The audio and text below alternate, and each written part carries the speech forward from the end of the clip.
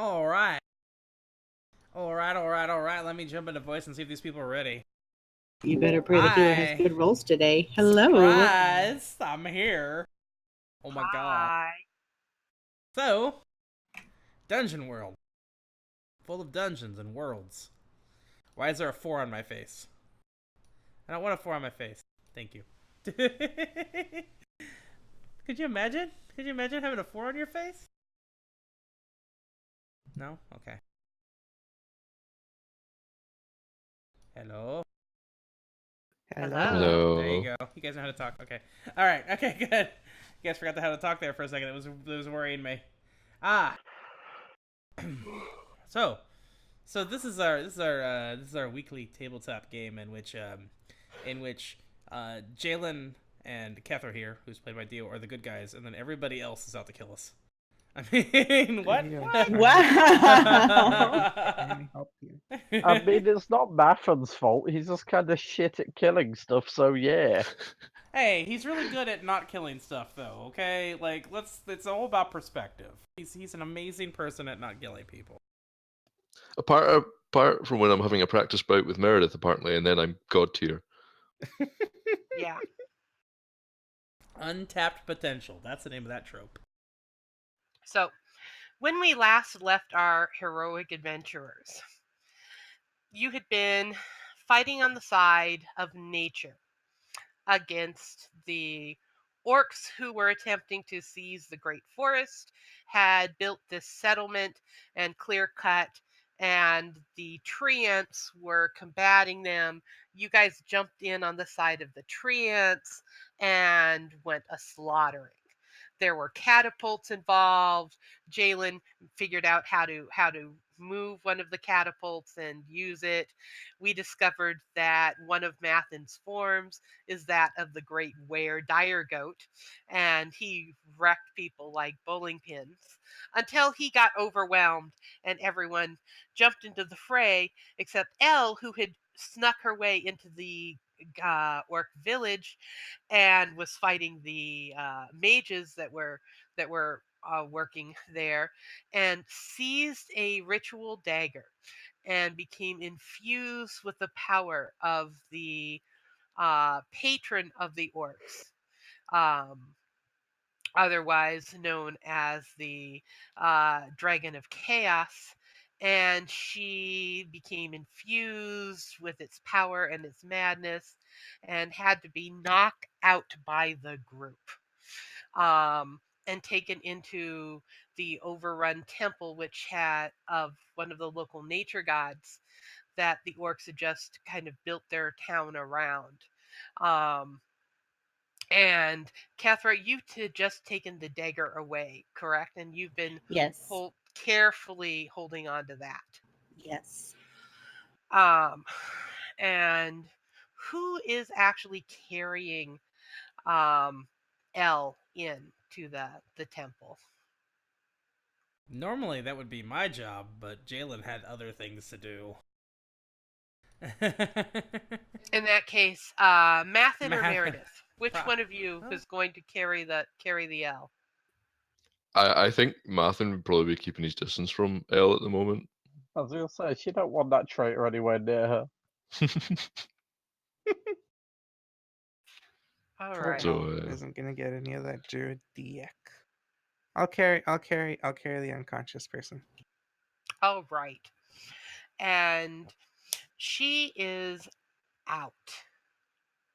And Jaylin, you were going to go try and calm down and recover, correct? Yeah, and Jaylin might have snuck off with some of Kethra's supplies. Excellent. And Kethra found you, uh-huh. and the two of you had a conversation of sorts Yeah. on the side. But something is happening to you, I do believe. Yeah. So Jaylin actually snuck off to start his own little prayer. I know he reached out to a god here, which is weird. Like, why would you do that? Hold on a second. What am I doing? Where's this window? What? What? You got His keep that name. narration going for a minute because I'm going to go get us some coffee. Okay, so Jaylin actually snuck off with some of some holy looking things that he sees that Kethra uses in her own prayers and things of that nature, and reached out to Ardeo, who he'd heard mentioned a couple times, but also had a memory regarding, and Kethra caught him doing that and pointed out that he had made no verbal mention of the name of the god he was praying to, and that might have actually that could have actually gone very, very wrong. Very dangerous. At that point, Jaylin became soaking, dripping, wet with water, ice cold water from who knows where, like source not really clear, and discovered a little bit more of his own shifting ability through that. It's kind of awkward and weird how it happened, and really strange whenever he was shifting. No, not between his legs. Just for some reason, like, she touched his arm, and then his arm was just like drenched, and so was her hand when she pulled it back. It seems to be something that now triggers when he shapeshifts. And with his level up, this is basically the in-character explanation of his level up, he is now able to partially shift and take on another form. He learned another form, which you guys might see. And that was actually the god's response to him. Wasn't a verbal response, wasn't a sign, was just, hey, you're gonna be a little bit more malleable, a little bit more like water. And yeah, so that's what happened there. And he might actually be finding faith in a god, which is really weird, and maybe even in some magic, which is even weirder. All because of this freaking Kethra person here. It's all her fault. Sorry, not sorry. Girl. So, And what then, was the thing I was going to say? So Jaylin's becoming a little more body fluid. a little bit more body fluid. Yep. He doesn't identify as just one body. Out of character here, even though it's kind of like a spoiler. He's basically, I'm building him like a compendium class, and a compendium class is when story events justify adding a new move to the class. Instead of taking the class's regular level up move list, you take one from another class that fits how the story is progressing. And in this case, it's kind of the werewolf stuff. The end game for him is going to be an ability called Elemental Rage, which if he's ever knocked down to, like, I believe it's like 10 or less hit points, he goes into a rage that changes based on which element he's aligned with, and his is going to be water. So yeah, that's what it's just starting to show. Yeah, so that's what that is. That's awesome. And Kethra, how did this all make you feel? So going back to the whole beginning of me catching Jaylin, I was super pissed because I was terrified of what he was doing, because he has no idea what he's doing. And after everything that we've been through in this forest, and me hearing from other gods, and just not being able to commune with my own, I'm like, do you have any idea how dangerous this is? And I'm super fearful for his life. But I'm super, like, I'm hiding it, and I'm like giving him shit and just being super bitchy to him about it. At one point, I think I threatened that if I ever caught him stealing from me again, that I would kill him. But then I witnessed the transformation, and it completely rocks me to my core, because I went from seeing this boy that I kind of had a crush on, but I don't want to say anything to, because, fuck you stole from me, and I'm tough and I'm bitchy. But then he transforms into this wolf. Oh, yeah. The wolf that he transforms into is a wolf that I know from my own past. And I'm so like just overwhelmed and so happy to see this wolf from my past in my present. Um, yeah, it's a very emotional, very overwhelming thing for me. Yeah, backstory kind of struck.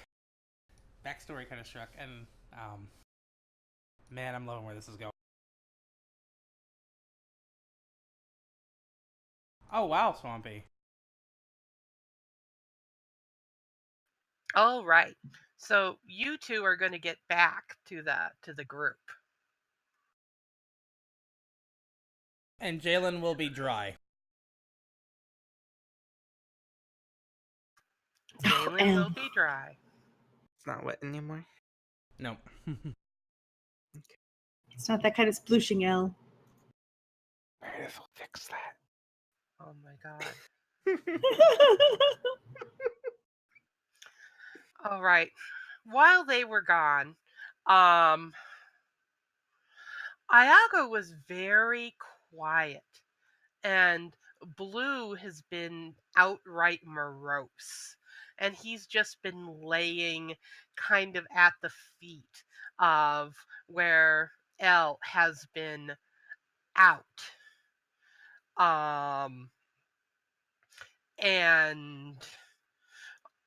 And just kind of whining, and he'll move a little from time to time to Meredith and like put his head down on her knee, and then move and go to Mathin and do the same thing, and he's just been one very sad doggy.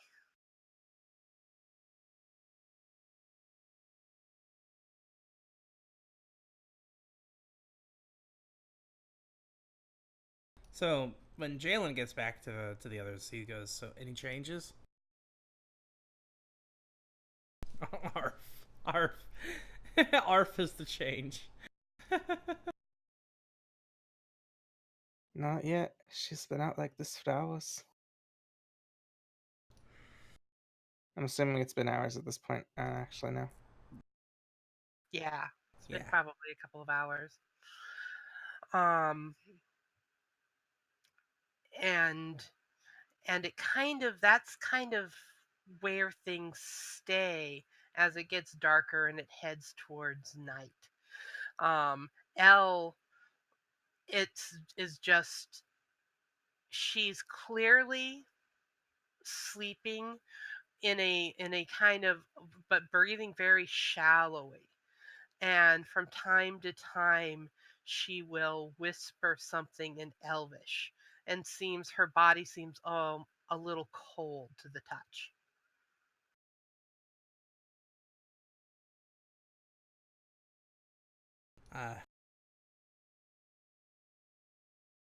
Jaylin is a little lost at this. I guess he's gonna keep himself with busy with Iago and probably also comforting Blue. And yeah, and Iago's kind of whispers, comes over here and kind of whispers to him and goes, "What's wrong with Elle?"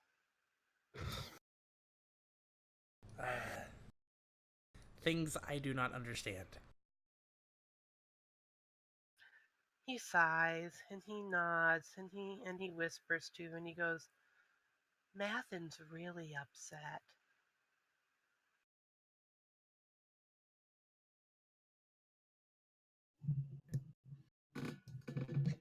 Jaylin looks in Mathin's direction.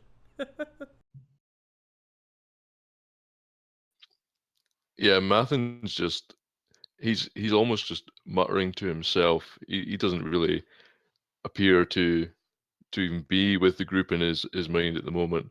And he's just trying to figure out what to do now. But also struggling with a lot of the memories that this has brought up for him.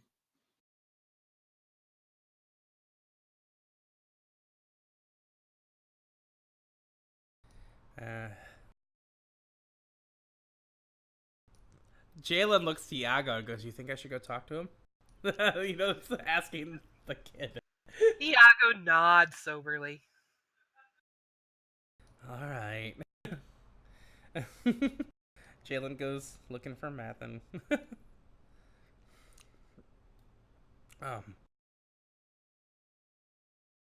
how does Jaylin start this conversation? I'm like, Jaylin is not. He's the wrong character for this, and he's just like, hey. So as you approach Mathin, like he jumps, like almost like he forgot there was other people there. I'm sorry, did I disturb something? Um, it's fine. What do you need, Jaylin? I actually trying to figure out what you might need. Me? Yeah, trying to just get a good sense of what's going on here. And he sighs and he's um I'm not entirely sure myself, but I know it's nothing good. We need to figure out what to do with that cursed dagger. So, is there a reason why we can't just destroy it? I do not know what that will do to Elle. Um, Taking the dagger off may have helped, but she may still be somehow connected through it. The mark? Because she had a mark on her, right? Was it on her? Yeah. Yeah. Yeah, it burned like a thing in her hand, I think. I thought it was more like a tattoo kind of mark. Yeah. Okay. So it's like a burned in tattoo as opposed to like a inked in, which is still going to be a Mhm. tattoo. Yeah. Brand. Yeah. Yeah. I wonder if Kethra knows anything about exorcisms. She may be the best person um, to help with this. I do not know how much the spirits can get us in this. Um, All right. Well, I guess that's the only lead we have right now. He claps a hand on his shoulder and goes, "You let us know if you're not all right." and Mathin just kind of looks at the hand on his shoulder and just like very uncomfortable and just kind of gives like a small nod while sort of backing, sort of like get off Yeah. me, like Like, don't touch me. Yeah, and Jaylin actually turns away to walk off, and his mother is like, "I'm just a werewolf. I don't know why I'm the one doing this. It's like somebody else can do this." Then he just kicks at the dirt and walks off. He's gonna go looking for Kethra. Yeah, Mathin will follow behind. Before you guys catch up with Kethra, Yeah. Meredith, is there anything special you are doing?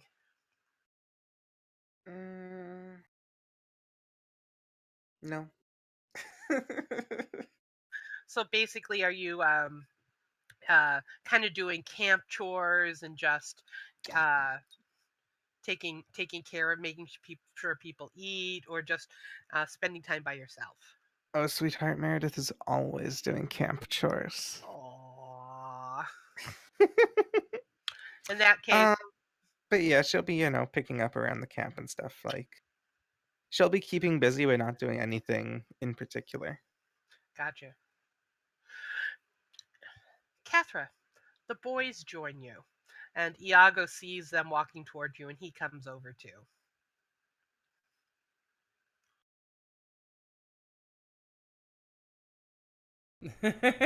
Cops, Alright. bro. God damn it, Cosbro. And I just watch them as they approach, and as they get closer, I just look and say, "Everything all right?"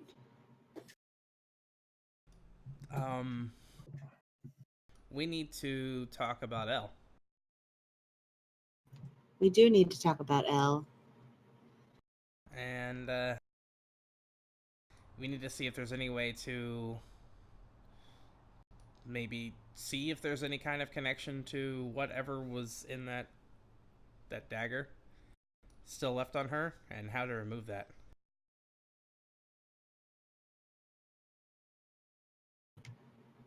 I don't know if that is within my skill set, but I definitely have an idea of how we can get some of that information.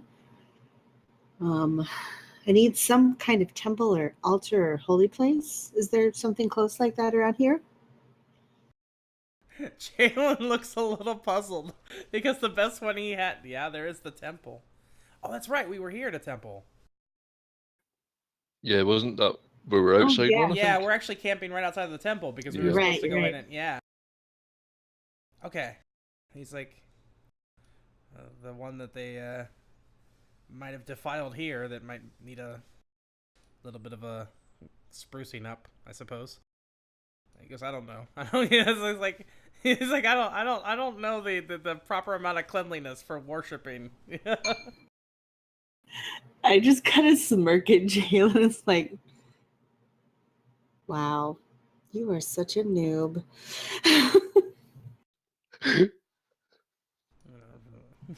And I'm actually going to turn to Mathin. And I'm going to say, Jalen, I know you want to help with this. I think this is something that maybe Mathin and I need to do together. He's familiar with the spirits of this place, of this forest. He's familiar with the gods that reside over this place. He may be able to help me better. And Jalen's like, say no more. Free. He goes to nudges at Iago. It's like, hey, wanna go find some way to waste some time? Let's go sword practice with Merideth. Okay. Would sprucing up be racist against trees? Yes, it would, Elle. So, Iago runs up to Merideth and goes, "Will you practice with sword fighting with me and Jaylin?"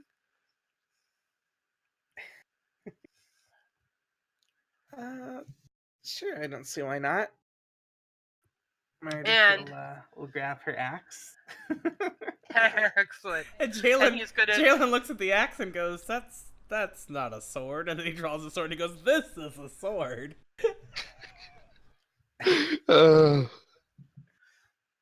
It's better than a sword. Can we remove EXP for that?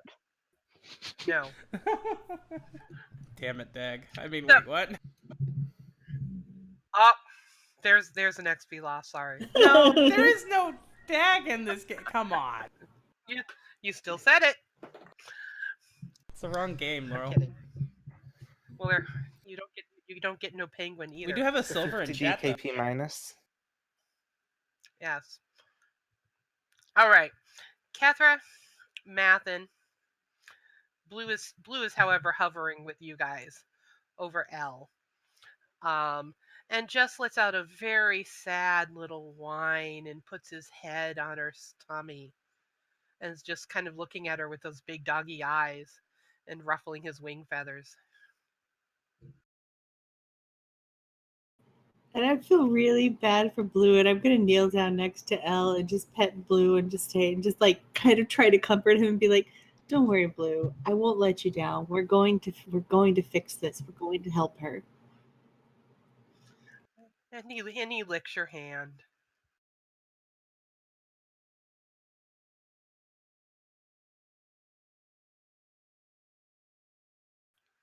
All right, what are you guys gonna do?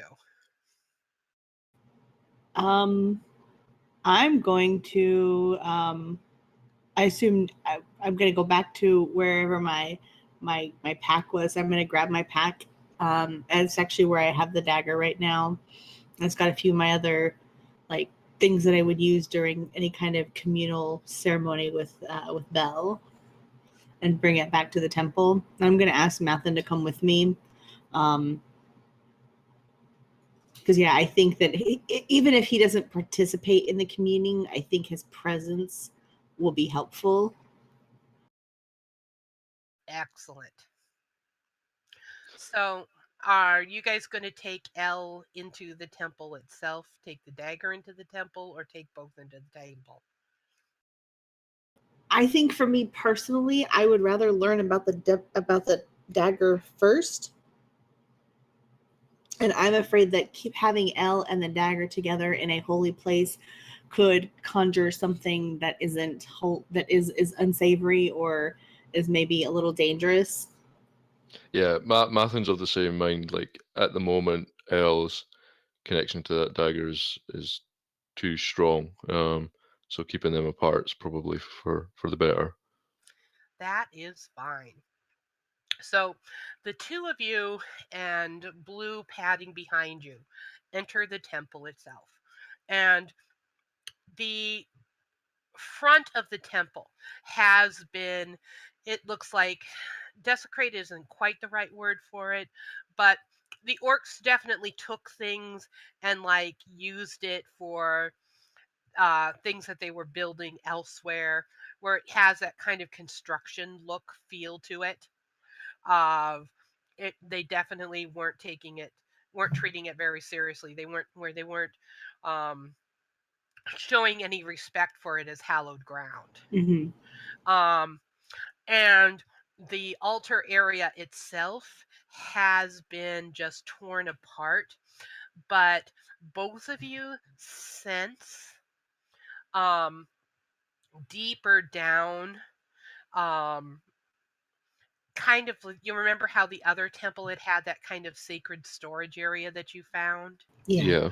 That you're able to find a tunnel and kind of go down and find that's a hidden chamber that the orcs had missed completely. Um, and here you see kind of like roots of a tree itself that may have been cut down, but that they're still holding on to its spark. And the stump of this area, it has a very sacred feel to it. And I'm going to remove you guys from this part of the map just to designate that you are no longer on the surface. Okay. Okay. That may become relevant in a minute or 2 or 5. Okay. Our people, they're disappearing. It's okay. Sword fighting's fine.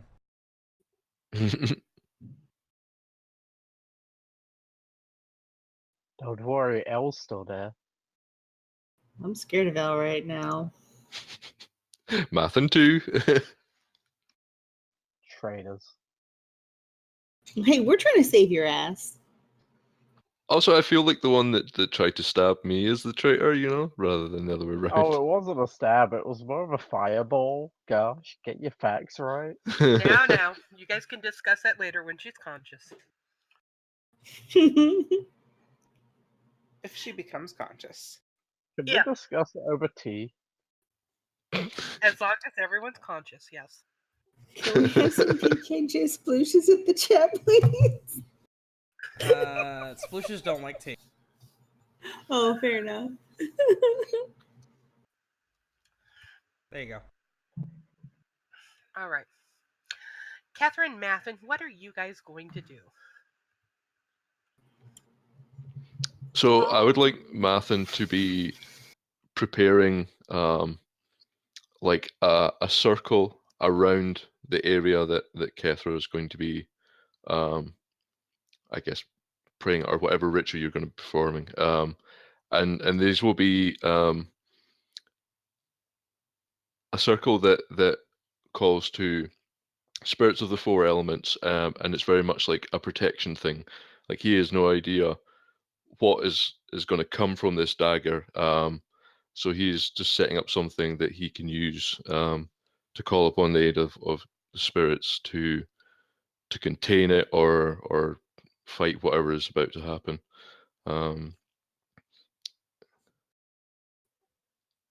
Absolutely. And Kethra, as you're feeling him doing that, um, your sense is that that is definitely going to help, and that this area is going to be safe to work in and to call upon um, non evil, non chaotic deities. Okay. So I'm going to just start pulling things out of my pack. I have my candle from the Temple of Bel. I've got some incense. I've got a vial of holy water.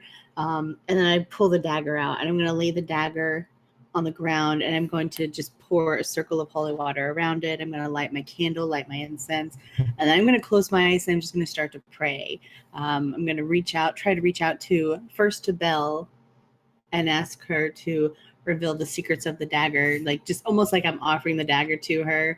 And then I'm just going to from there, I just kind of extend out to any other gods or anything that could help us just kind of figure out what's going on.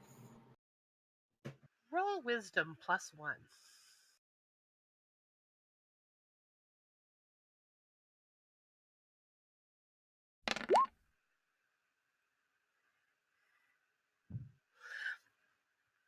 You feel from within the dagger itself something stir that reaches out to you and goes, what is it you want?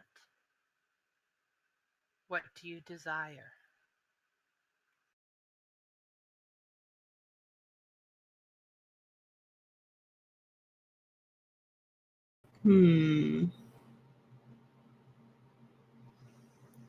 And I just respond, I want to know the secrets of this dagger.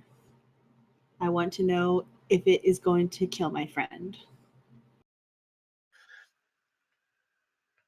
And there's the voice within the dagger goes, kill her? Never. But if you wish to reveal my secrets, you'll have to gaze within.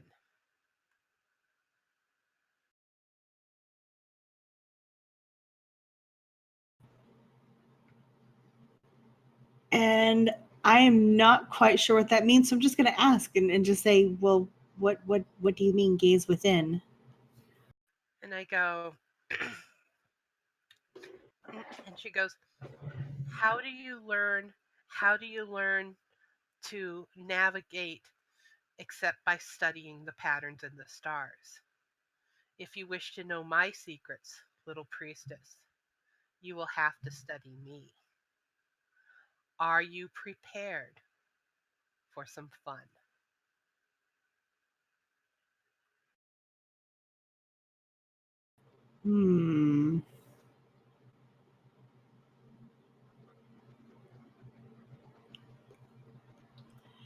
I'm going to take a deep breath, and I'm just going to say yes. Excellent. So, on the surface, as the three of you are kind of playing, and Iago's learning some basic combat strategies from the two of you, it suddenly gets darker outside, like something is obscuring the moon and the stars. I look up to the sky. The entire sky is dark. Was this like suddenly? And no, it's like something's blotting out the moon and the stars. Yeah, but did it happen suddenly or like? Oh, suddenly, yeah, suddenly. Sorry. Iago, said Merideth, suddenly like runs right to you and is like hugging you. Is going and kind of makes a whimpering sound. We might need to get inside or under something. I don't trust this.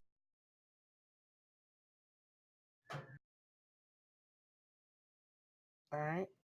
Well, where should we I go? definitely don't trust this over here. That's So. Oh, that's no good. Oh God! What is that? Oh God! It's no. what? Merideth and Jaylin roll dex. Oh God!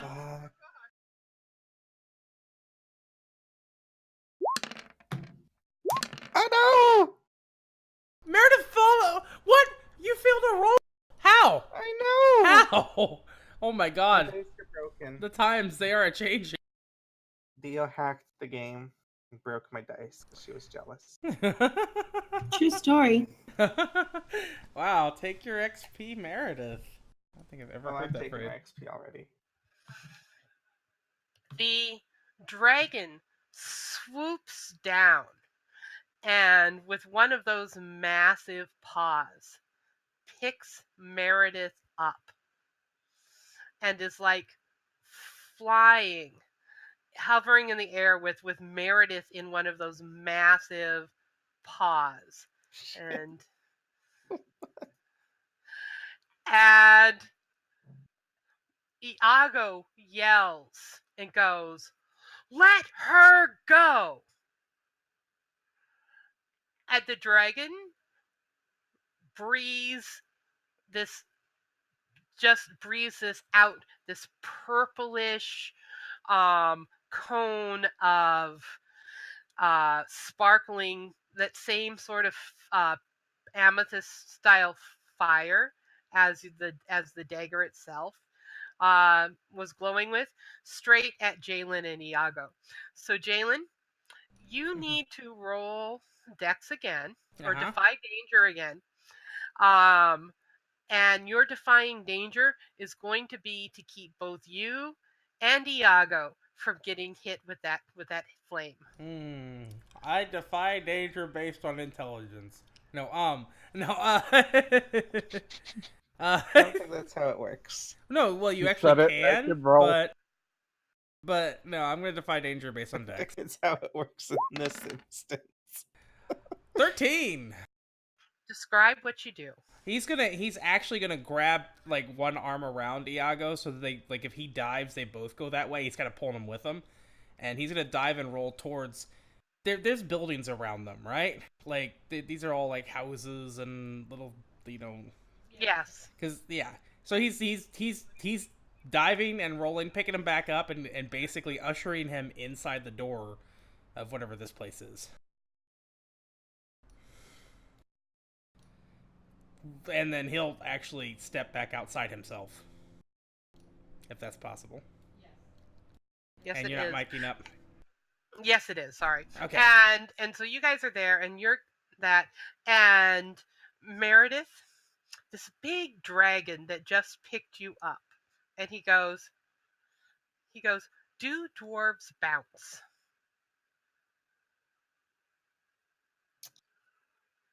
Well, I imagine we would, but not terribly well. And he goes, "I don't think so either.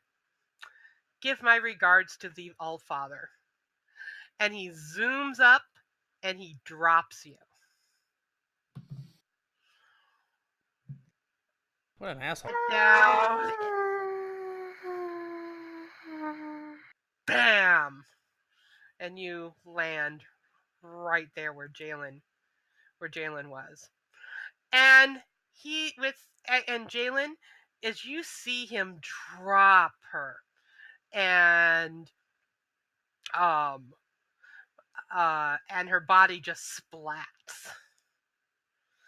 The dragon swoops and takes Elle and vanishes.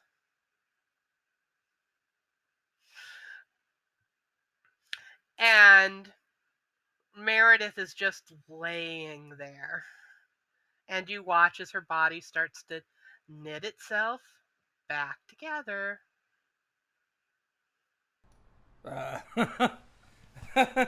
He has this horrified look on his face, but for like a multitude of reasons. And he's also very pissed. But he's standing over her, making sure that the dragon is actually leaving. The dragon is leaving. And Shut up, Elle. Shut up. He just saw Bahamut. Yeah, it was pretty much Bahamut. Yeah. Yeah. Okay. Yeah. So, like, Jaylin is Jaylen's aware of the fact that Merideth isn't going to die, right? Doesn't he know that? Did that come up at all? I don't think it ever has. Right. So he's like completely just at a loss, like because he's not Kethra. He's not the healer. He might have some bandages. Actually, I think he does. He doesn't think they're gonna help. Oh, he has a healing potion. You know what? He's actually kneeling over her, like trying to basically feed her the healing potion. Awesome. And muttering about how the next time he sees that dragon, he's gonna have its scales for armor. Oh, I'd love to see you try. Oh, I he'll imagine try. Iago shudders at that.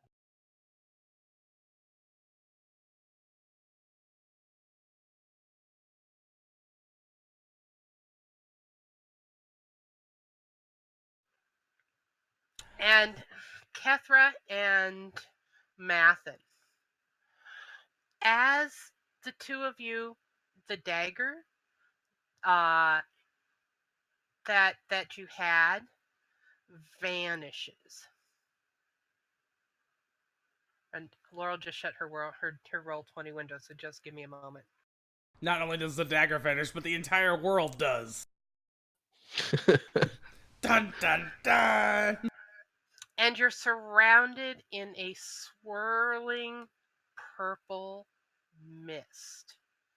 But you hear above you, like above the temple itself, this draconic roar.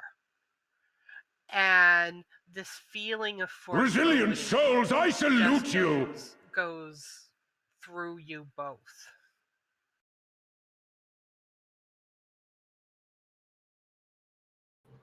That's not good.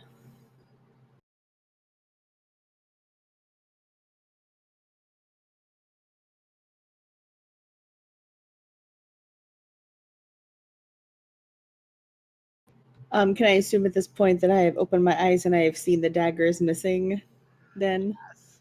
Yeah. Okay. All right. I'm going to look over at Mathin and just be like, all right, that's unexpected. Now what do we do?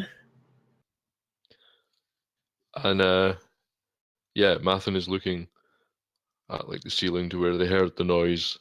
And at Kethra's words, he looks over and sees that the dagger is gone as well.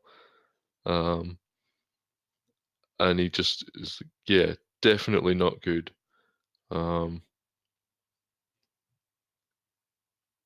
have no idea.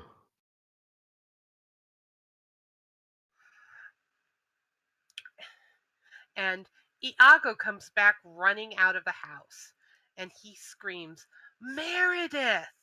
and comes running up to Jaylin, to where you are standing over her and her broken body, and applying the healing potion. And he goes running into the temple. And dimly, Kethra and Mathin, you hear from, it sounds like almost from a great distance, Iago's voice. And going, Kethra, Mathin, a dragon killed Merideth. So Mathin's just going to look over at Kethra, and then just bolt for the door towards Iago's voice. Are we able to get out from this from this purpley mist that's surrounding us? Yes. And Okay. as the two of you come barreling out, the mist itself follows you out. And as it does, it just kind of surrounds you all. And as you get surrounding Merideth and Jaylin and all of you. And as it does, you have a feeling, you can just sense that some very old and very powerful magic is at work.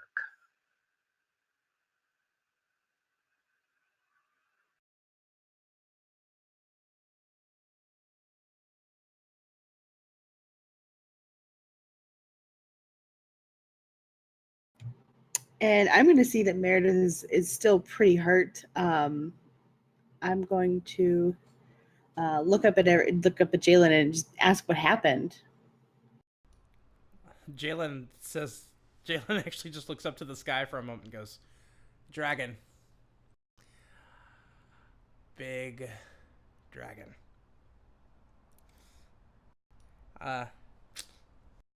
Picked her up, dropped her.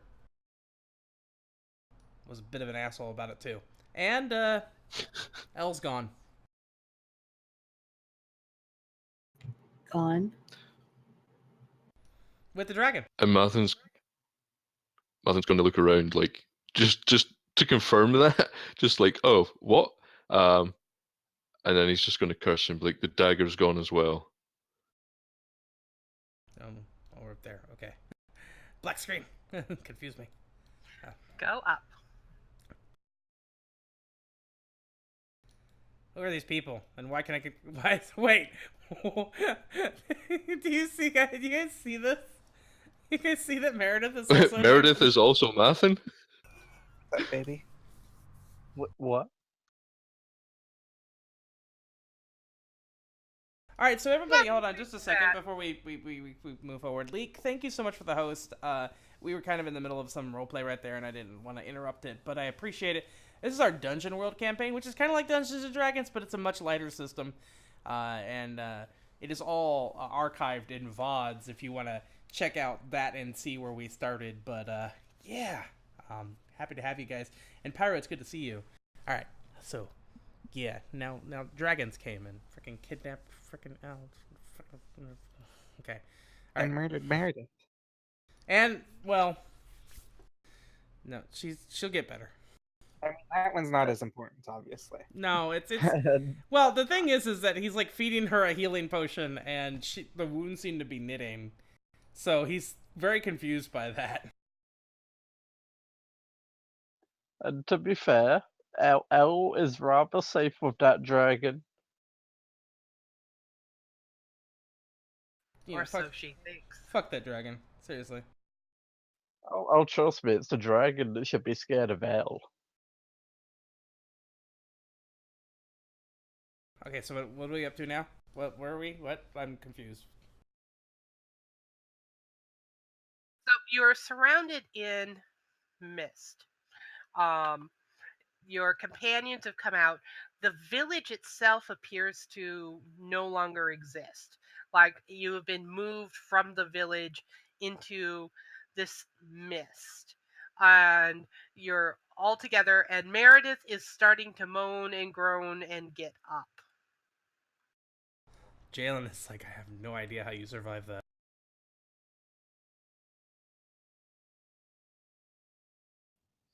It's a long story. Yeah, maybe one I'm gonna have to hear. Because if I can find a way to... Oh. Trust me, it's not something you want. Will it get us Elle back? Maybe I want that. Shut up, Elle.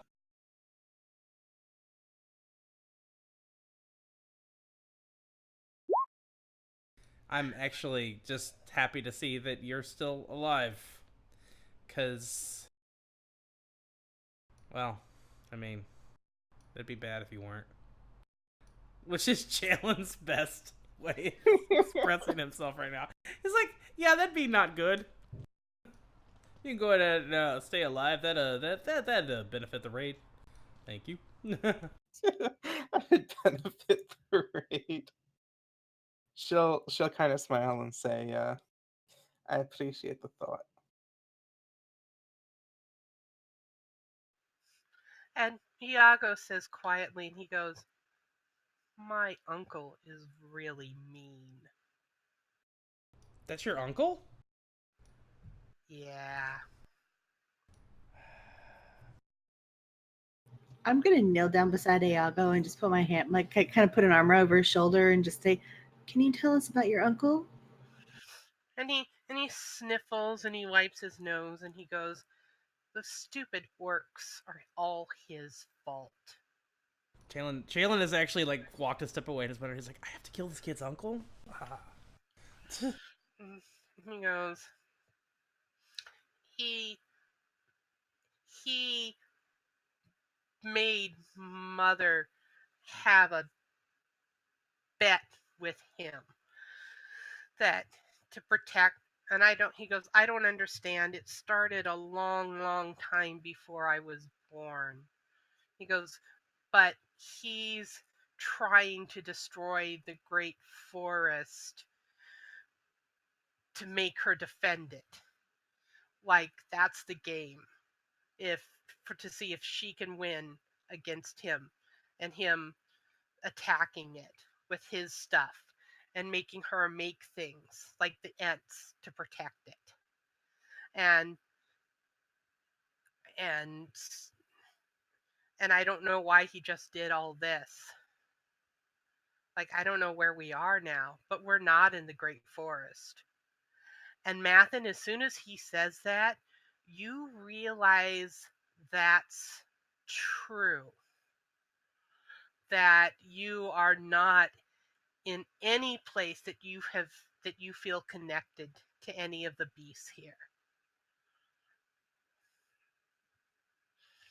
Okay, and Mathin's gonna kind of look a bit panicked by that because that's all he's known for so many years now. Um,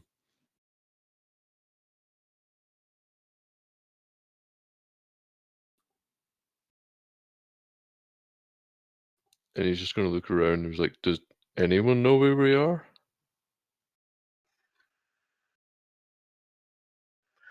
And a voice from the mist to the south goes, "You are at the maze of time and trouble and toil." Whatever happened to the maze of happiness?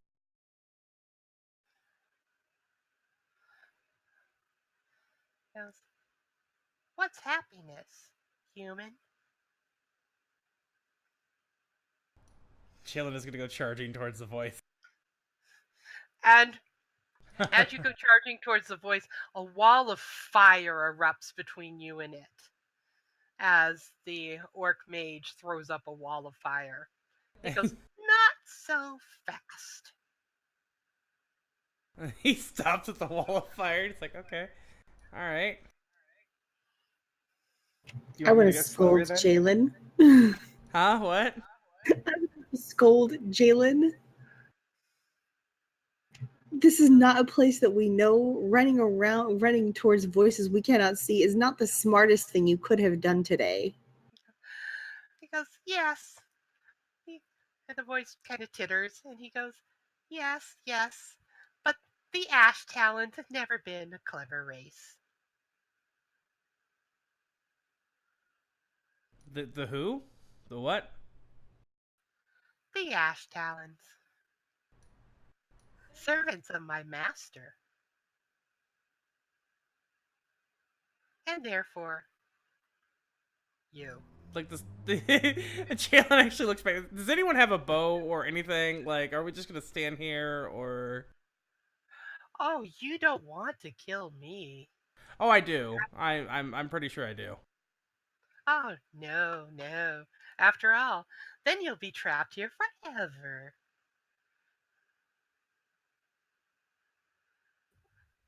Blue growls at the orc mage. Or So the orc does Mathin. Like, he does not like the idea of being stuck here forever. And he goes, "Now, you men, you are so rude." And he turns towards Meredith and Kethra, and he goes, "Perhaps you ladies will be more cooperative and ask the right questions instead of threatening my life." Meredith will kind of just turn to Kethra because she's the smart one, and Meredith is aware of this. we're all fucked. Wow. So yeah, I'm going to. I will nod and say, I will cooperate for now. I can't guarantee that we will be any more polite than these gentlemen with us. Understandable. So I believe you had words with my master through one of his toys, and you had asked a question, and I have been asked to help you. Wait, So you're so no, Jaylin wants to interject and goes, so now who's talking to dark gods? stay out of this, Jaylin. Oh, that's the smartest thing you've done today. And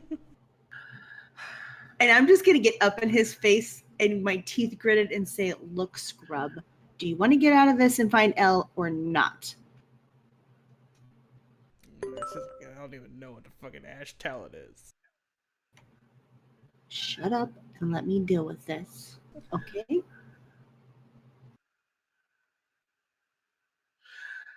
Jaylin, roll Constitution. Oh no. Plus bond. Oh, then he's fine. Bond with Kethra. Yeah.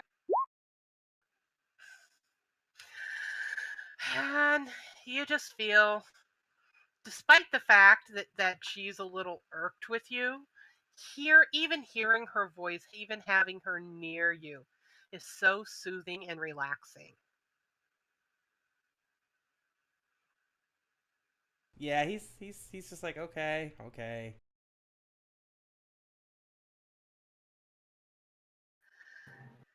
And the wizard goes, I am Mog, and it is a pleasure to meet you. Oh god, it's a Priestess Moogle, kill it. That was my reaction too. I'm sorry. I'll let you guys. And I'm just gonna nod and say, "All right." Thank you, Caspro. Yes, Cosbro. So, I take it you're going to show us the fun that I've told your master, as it were, that I'm prepared for. Oh yes. He goes, see, he's decided that he would like to test you. After all, you are the guardians of his favorite nephew. Mike up. Mike. And Iago goes, I'm his only nephew. Jaylin actually stands between the orc and Iago. And goes, and so first off, let me assure you that your friend Elle is inside the center of the maze, having a chat with my master, and she is quite unharmed.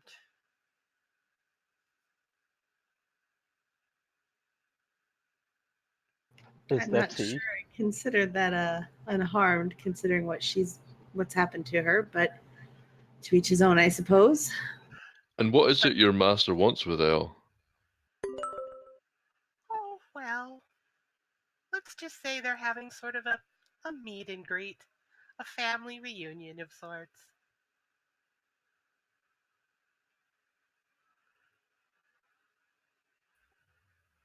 And Mathin's eyebrows just raise.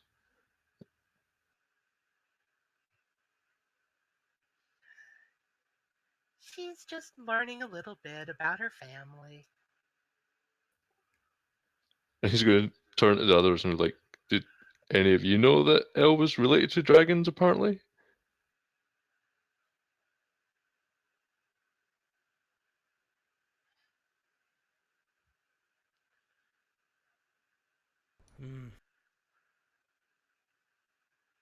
Is everyone here related to dragons? I just kind of look at the ground and don't really say anything. He goes, no, your dwarf's not related to Tenny dragons. I mean, she might be a great granddaughter of the Allfather, but he's not a dragon.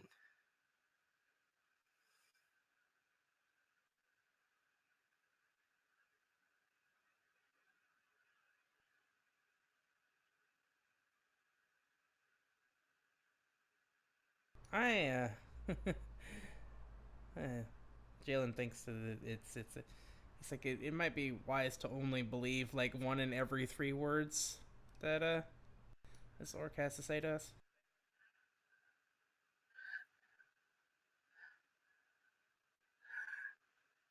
And the orc turns to Jaylin and goes, I hope you die. Pauses and goes, which word did you decide to believe? Oh, can we keep this orc? The word I chose to believe was die.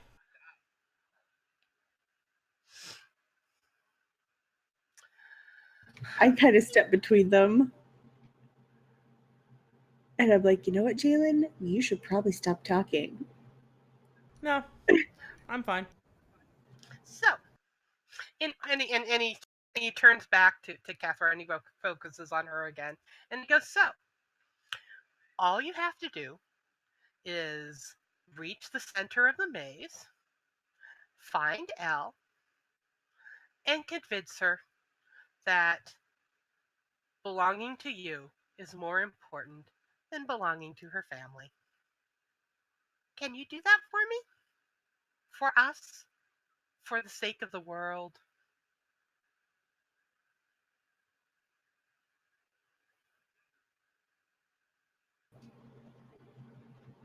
I guess we have to. But my heart just sinks at hearing this because the last time I talked to Elle, all she wanted more than anything else in the world is to find her family. Yeah, I was just gonna say, out of character, you could have picked an easier task. Like, maybe one that was possible. And Mog turns towards Mathin and he says, oh, an inferior elf male. And yeah, Mathin kind of cringes at that, like being called the inferior.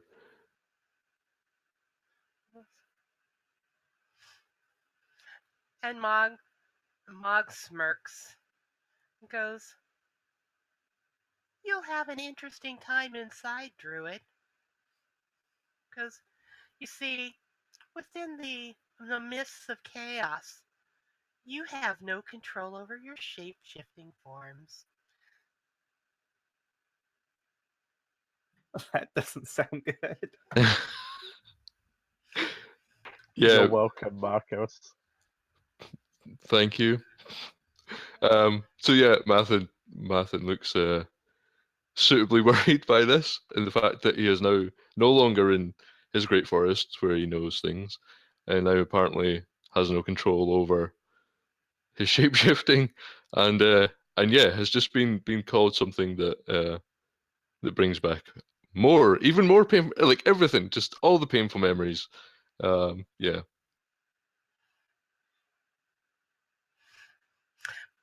And the orc turns back to Kethra and he goes, oh, and one more thing to be aware of. Elle adores the two of you and thinks that Jaylin is the bravest man she knows. And she's convinced that he can kill at least 20 of his kind before they tear you apart. So be prepared for a lot of bloody combat as a bunch of werewolves try to kill you. Just 20. Just 20. Okay. He goes, of course, they're all older, and they are much more experienced in their shapeshifting than you, little princeling pup. And he smacks his lips as he says the word pup. And he goes, Master also has one more thing to say to you. And what is that? Should you all die within the maze, then he's going to be the one to get to raise Iago. And he has such wonderful plans in mind for Iago. And Jaylin goes, I look forward to crushing your hopes and your master's dreams. Yeah, hearing that after the promise he made to Iago's mother, Mathin kind of stands a little bit taller and he's like, yeah, that won't happen. And he looks to Iago with like a comforting look, like you will be with us. And Iago nods and actually kind of stands tall, and he says, "I will not fall to the chaos."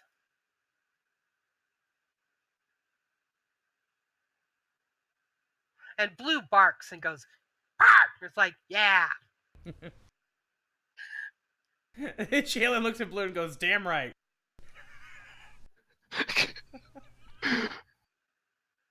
And he goes, "In that case, perhaps it's time for you to have your first challenge." And he draws back into the maze.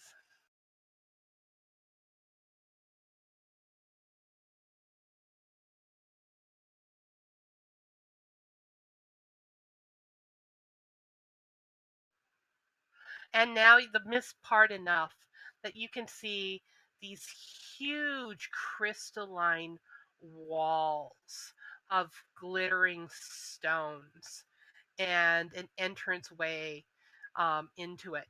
And everything has a very crystalline look, and there's just thick fog.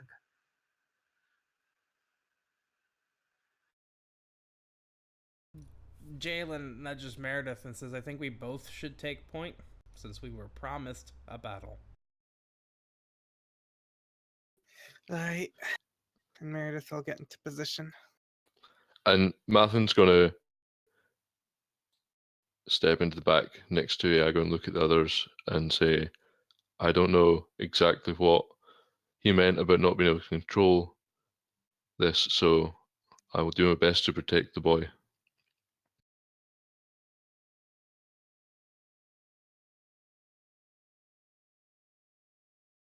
And they're gonna peek into the first room, I suppose. Jaylin has the sword drawn and the shield out, by the way. Yes. Yeah, Meredith has her axe ready if that needs to be said. And it definitely feels like a maze. There are more of those thick walls. Now, the mists are kind of make things obscured, but the walls kind of glitter with sort of a glowing, menacing light. And so you're able to see. You don't need to use torches or have anything that in your hands for light sources, but it's very dim. And you perceive that there are basically two entrances to the south, and then it looks like there's a path towards the west that leads off still. You just can't see far enough into it. Jaylin actually stops and turns back and hands some of his bread from his dungeon rations to Iago. Says, "Make us a trail." Okay. And then he looks at Blue and he goes, "And no eating the crumbs." And Blue like wags his tail.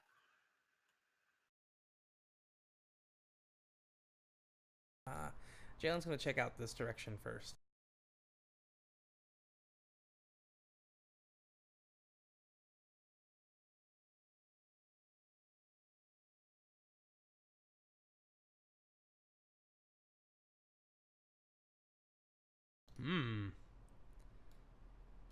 I see a wedge. I mean, wait, what?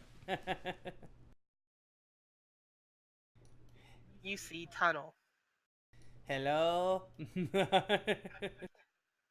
You see tunnel.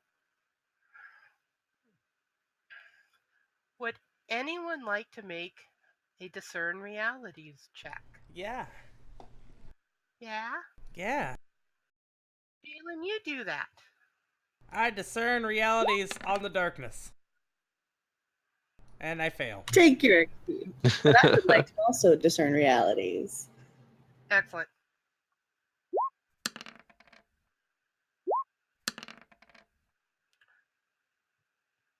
Blue. Or not. Take your XP. Whoa, Mathin. Mathin smells something on the wind. Like. All right, Mathin. You get 3 questions. And they can be directly from the list or something loosely based on it.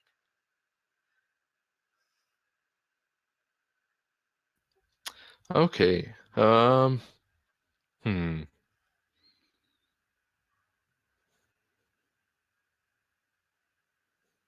What should I be on the lookout for?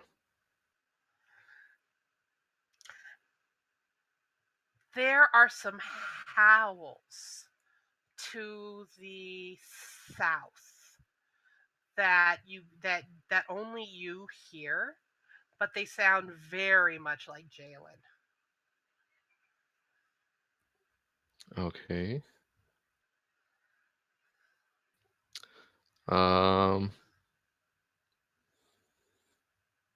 What happened here recently?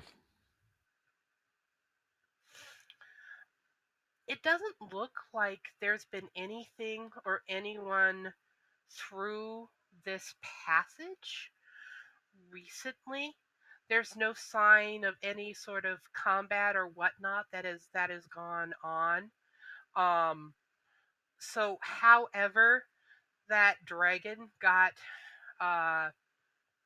Elle through the maze. It probably wasn't by walking. You get the sense that you're in an area that no one else, including Mog, has been in recently. Okay. And what here is not what it appears to be. This entire structure, this entire maze, is a construct. You are in a spirit realm. You're probably in the dragon's own spirit realm. It's a very, very powerful spirit, or god. And so that means that it probably can be warped and changed by the mind. And all of you may actually not even be here physically, but your spirit's ripped out sort of in an astral effect. You're not, Okay. but that's harder to tell.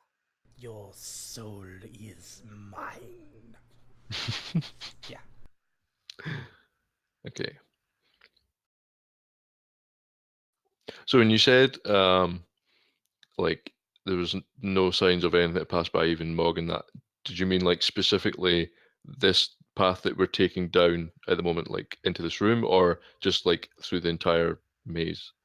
Just through this entire part of the maze, it looks like Okay. nothing else. Nothing has come up, or gone down this particular path. Okay. Yeah, so upon hearing like the howls in the distance, he's gonna call to the group to stop, and turn to Jaylin, and ask, "Did you hear that?" Jaylin didn't hear that because he had a bad roll, right? So he's just shaking his head. Yeah. And he's like, that sounded an awful lot like you when you're not you. And it sounds like it's coming from further in.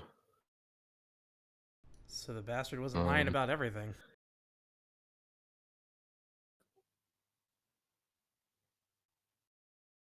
This Ash challenge means nothing to you? May I make a roll? Yes, roll intelligence for lore. 8. As you think about it, actually you realize that you have heard of the Ash Talents before.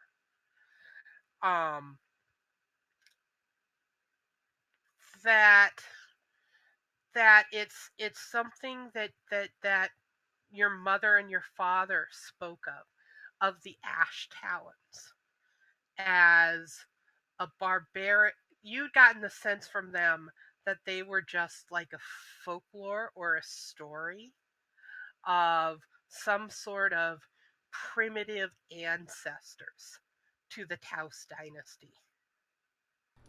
Nothing concrete. Kind of like,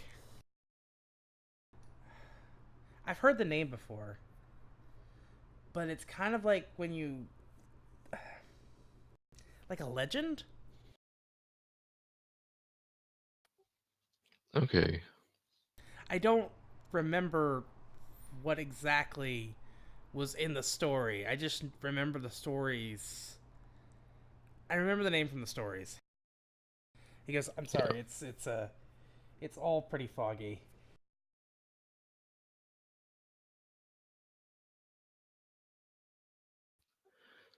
Yeah, and he's just going to say, yeah, it sounds like they're coming from, and he's going to point like to the south. I don't know if we want to go that way. It also doesn't look like there's been anything here in a long time. And that's when Blue growls. Ah. And that's when everyone hears the sounds of something coming from the south. Well, looks like we might not be able to. Huh.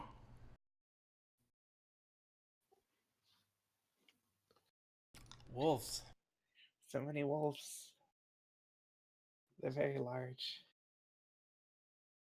And three, for lack of a better word, three Hispo ash dire talons, wolves. dire wolves.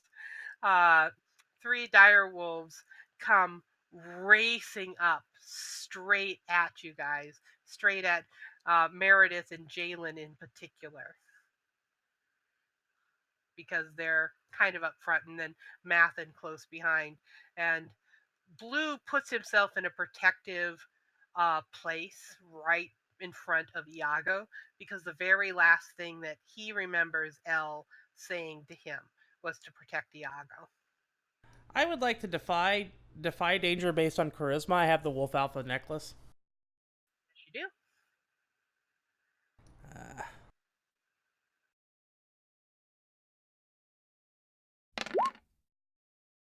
That's an 8. That is going to you are going to be able to command to give these wolves a single command that they will obey. Flee.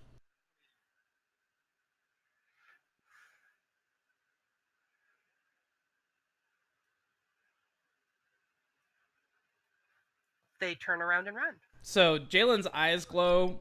As he grabs the necklace, and the word he comes out is more like a snarl, and he's like, flee.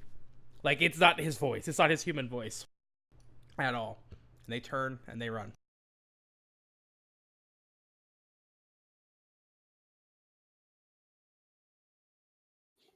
Mathin's going to look at Jaylin and is like, well, that's quite a gift you've got there. Didn't think it would work. Iago claps his hands and cheers. Silver, I was thinking about it. I actually was.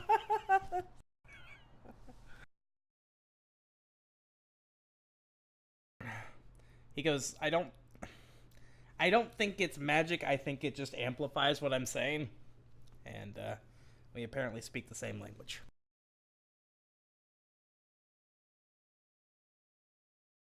You know, for any out of character, for any way that Jaylin can explain or describe that what he's doing isn't magic is a way he's going to take, because yeah.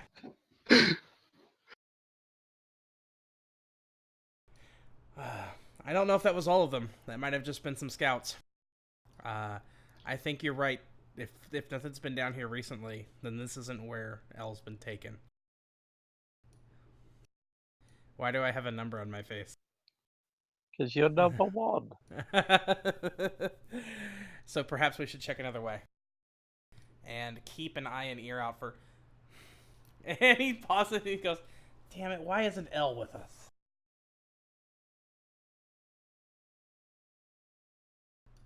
We should trap this doorway.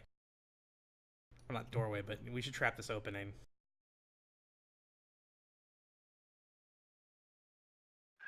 I mean, Meanwhile, if only one of you had training with traps. Meanwhile, back at the Hall of Justice. Elle, Oh, You- yay. you wake up alone. You are absolutely nude. All of your uh all of your daggers, your armor, etc., are missing. You are in what looks like a circular chamber made out of gleaming crystal. And you're just laying there. And the room itself seems to be kind of a cavernous, huge thing.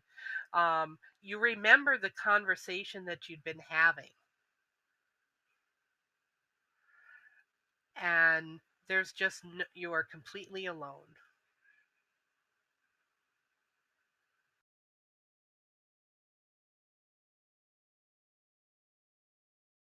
So first thing she's gonna do is just mutter under her breath, cursing Wero. And then she's gonna look around for something to cover herself with. There is nothing. But roll wisdom.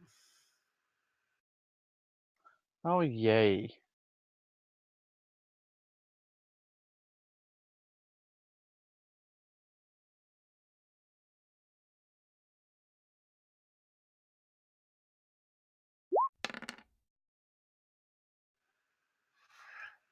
It takes you a little while, but you do discover sort of an entrance out of the center, that to the south. So there's an open door.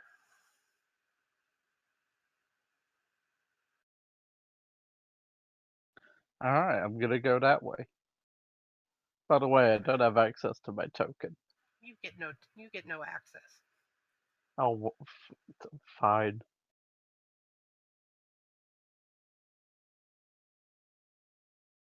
I will fix that. Meanwhile, back at the ranch. Meanwhile, yeah.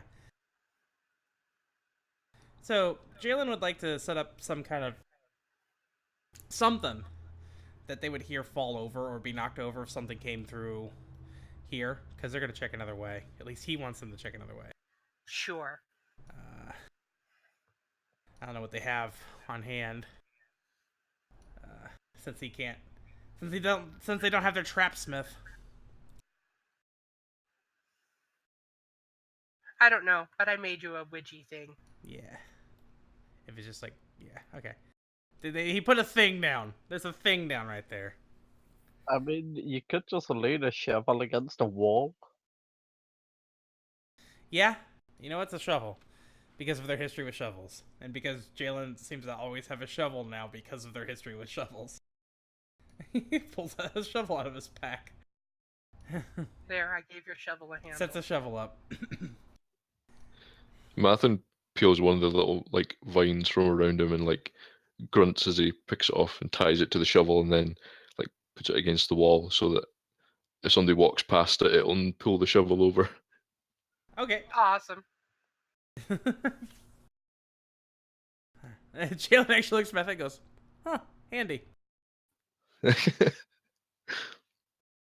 gonna come check out this way. All right. And you do some more exploring, and you discover a winding path.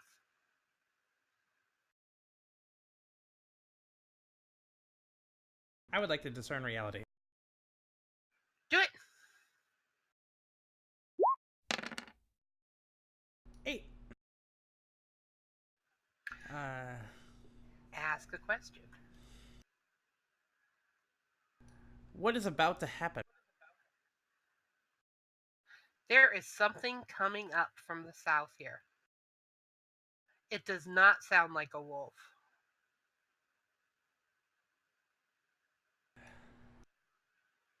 Brace yourselves.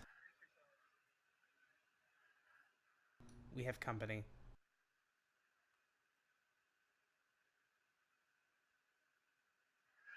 And is everybody going down? Oh, baby. Yep, I'm going with Jaylin. Yeah. Jaylin, as you turn around this last corner, Mm-hmm. you see a dagger laying on the ground. It is one of Elle's. Jaylin stops short of it and looks back to Kethra.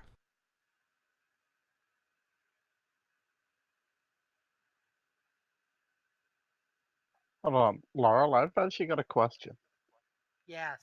Which dagger is it? You tell me, which dagger is it, Elle, that they find? Well,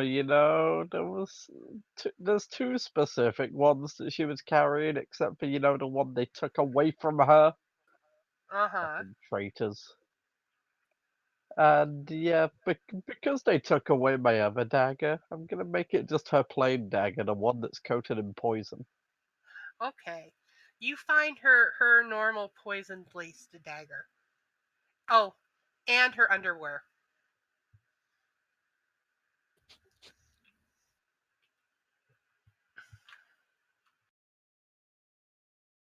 In her Pervy underwear? old man. Oh. Her underwear. Yes. Underwear exists What? in this setting? Elle, yes. Yeah, Elle has underclothes. Elle, you wear what? Describe your underwear for the audience. I'm sorry, very I advertiser can't friendly. describe the underwear. I've suddenly got a -4 modifier on description. Okay. So they're green. They're green. And they're silky. That's Oh, there's but green we'll silk. leave it there. baby. God. So so Jaylin's actually looking back to Catherine going, are these safe to pick up? And I just look at him while I narrow my eyes and I say, "Don't you dare." Don't I dare what? Pick them up? Yes. She's gonna 'Cause want she them just- back. Well, see, Heather doesn't want to say it out loud, especially in front of the group. But yeah, she's got a jealous streak in her, and she's like, "Don't you even think about it?" And she just pushes him aside and is like, "Let me." And I pick it up and I put everything in my pack. Jaylin looks confused, like, what? My goodness, Kethra.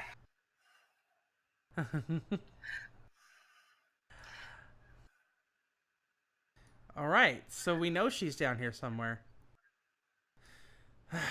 Let's keep looking. Because he heard something this way, and he's still not sure. I see that, Laurel. Laurel, I see that. Laurel, what are you doing? Laurel? Laurel? Well, Laurel? What Laurel? the? Laurel? Laurel? Laurel, Laurel? Laurel? you see Bum, Oh, bum, I think bum. it's pretty. a big hulking creature. And as you see it, it sees you. And it is time for whoever is in front to do something heroic. Good day. Wait, that's not heroic. That's just polite. Do you want first shot here, Meredith?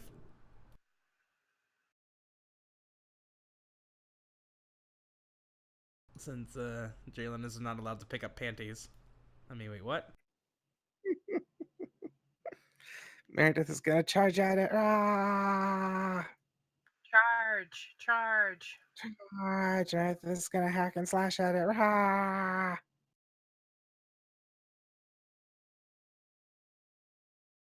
I almost rolled damage before rolling strength. Whoa! Whoa. Meredith levels up. what is with Meredith today? My So dice are broken. Meredith charges it, and her, with her axe out, and it just slams one of those huge arms and backhands her straight into a wall. Meredith, roll 2d6. Don't roll 2d6. Don't do it. Don't do it. Oh, okay. And That's how it is. takes 9 points of damage. It does 2d6 damage? What the fuck is this thing? Bigger than you. Oh, that could be changed. That I mean, just be careful of the dragon. Last time I had that thing deal damage to anyone, it did 3d100s. Oh god. Jaylin, yeah. you just saw Meredith get swatted like a fly. Jaylin is actually going to charge in himself, shield first. Do it. He's like, oh, you think you swap people? Hold on, I'm going to show you how to swap people. Isn't that an automatic crit if you use that shield? That's gonna be strength based. Let's give it a shot. 8. Attack! Roll your damage.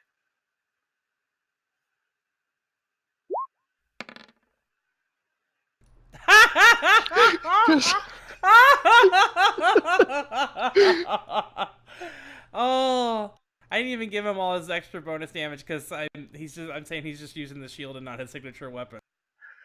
Describe what you do to it.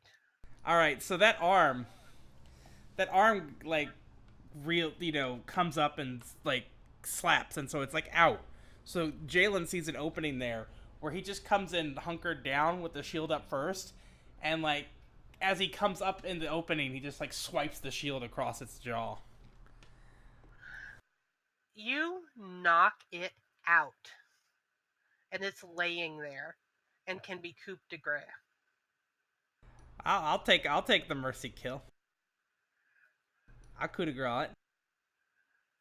And you slam your sword just down into its innards, and there's just such a calming but satisfying feeling in its death. And that is another life that Jalen Shield has climbed. And Jaylin just he stands up from that, right? Like he backs off from that after it's done, and he goes 1. Just says it loud enough to echo.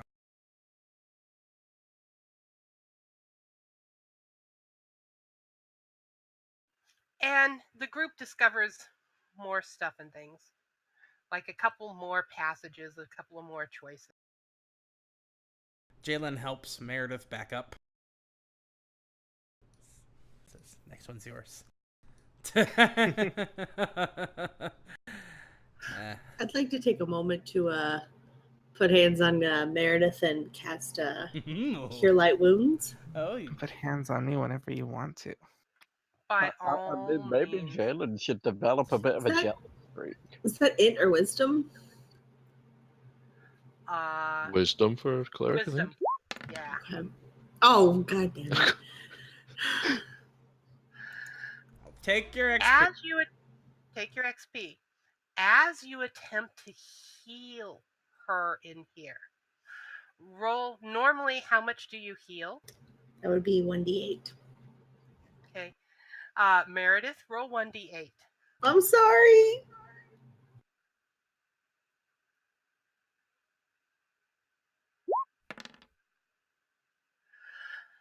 You feel this as she attempts to heal you, you feel this kind of ache and a tug, and you hear the voice of the All-Father in your head going, my girl, it is time to come home and join the Valkyrie. You are the only one that hears that.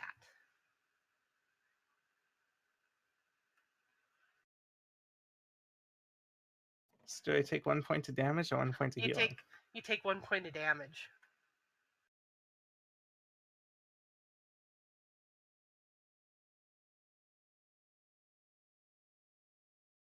All right, Meredith will pick up her axe and keep going for now.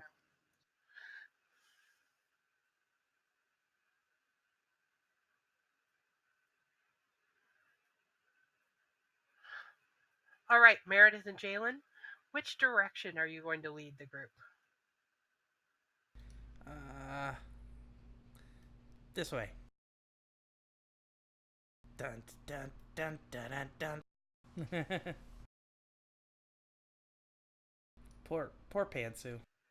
The emote that gets misused. Poor Pantsu.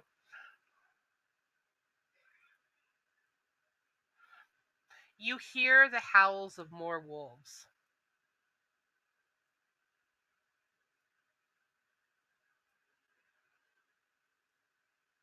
There, you got some more stuff to look at. So you have 2 paths to the south and one leading towards the southwest that appears to go upwards. And you hear howls from all directions. Except from behind you. Yeah, that's why actually Jaylin says, watch your backs, guys. We don't want to get flanked. And meanwhile, back at the ranch, Elle, you also hear howls. And as you're starting to explore,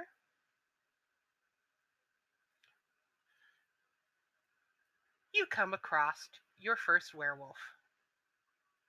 It is not Jaylin.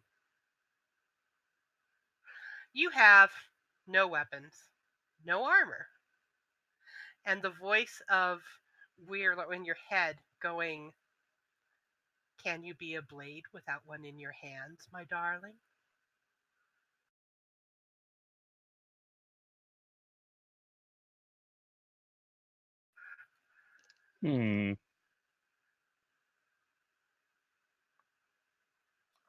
And you know, Elle's just gonna retort with, I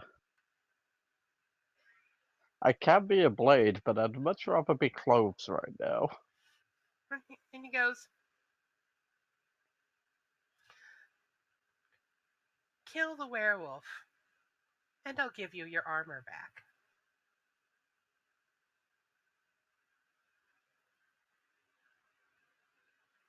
And hearing that, Elle's just gonna make a run and attempt to jump on its back. Roll dex.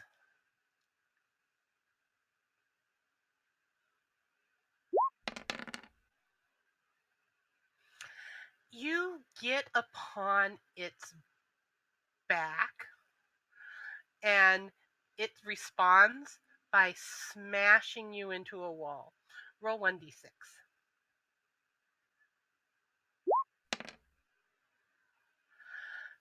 It manages to buffet you. You know where I mentioned that these were like crystal walls, so they have all those jagged points. So you are still clinging to it, but it caused you to take some considerable damage, and you're now bleeding. And it's like whirling and snapping and then going to try and bash you again. And it's your action. Elle's gonna reach for its eye and just grab its eye. Ooh. Like not the eyelid, the actual eye. Yes. Go ahead and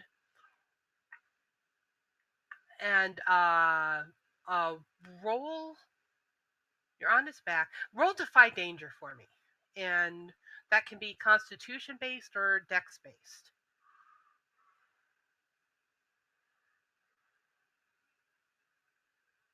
By the way, question, Laurel. Yeah.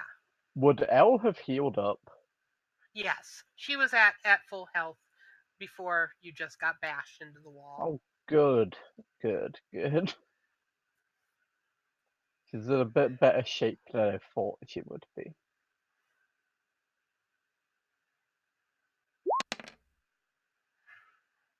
You not only succeed in preventing it from hurting you again, but you get your hand digging into its eye.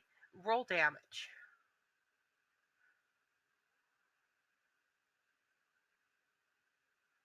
And it'll be your normal damage, just like you had a dagger. Can I just say, fuck these dice today? Seriously. These dice are, It, however, cannot get you off of its back, so you can make another attack. You sort of scratched at its eyes, but you didn't get your fingers in. And I'm gonna make another attempt, but this time reach for both eyes at the same time. Do it. And just go ahead and roll damage.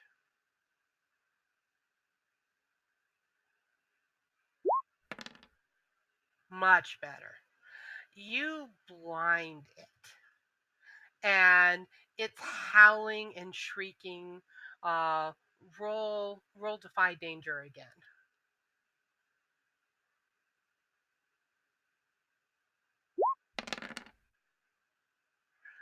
You manage to keep on its back and basically hold on to it, like literally wrapped around it as it thrashes and bucks and kicks and dies.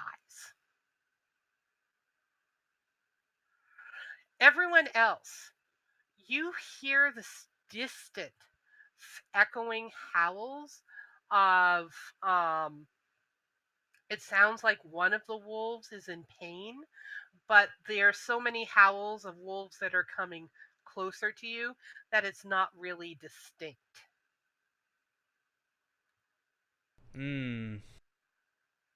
Okay. Alrighty, and Jaylin, which direction were you guys going to go?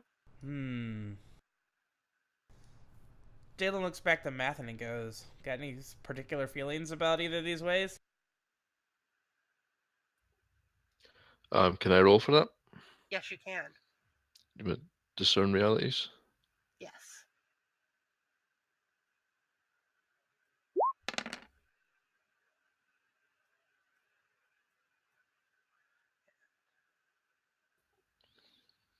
Okay, 12.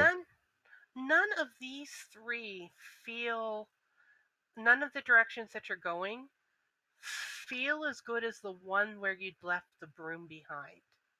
You get the sense that there are definitely a bunch of wolves that are nearby, but as you kind of pulling onto your natural connections with the earth itself and whatnot, you've got a weird feeling that maybe the way back might be the best choice after all, now that you're this far in. Okay, so yeah, Mathin kind of he like sticks his head round the corner and kind of just looks at all the different paths, and he looks like he's kind of sniffing at the air and perking up his ears trying to listen. And he turns to the rest and is like, this doesn't feel right. I don't think we're going the right way. Maybe we should turn back and try a different route. Okay. He says, lead the way.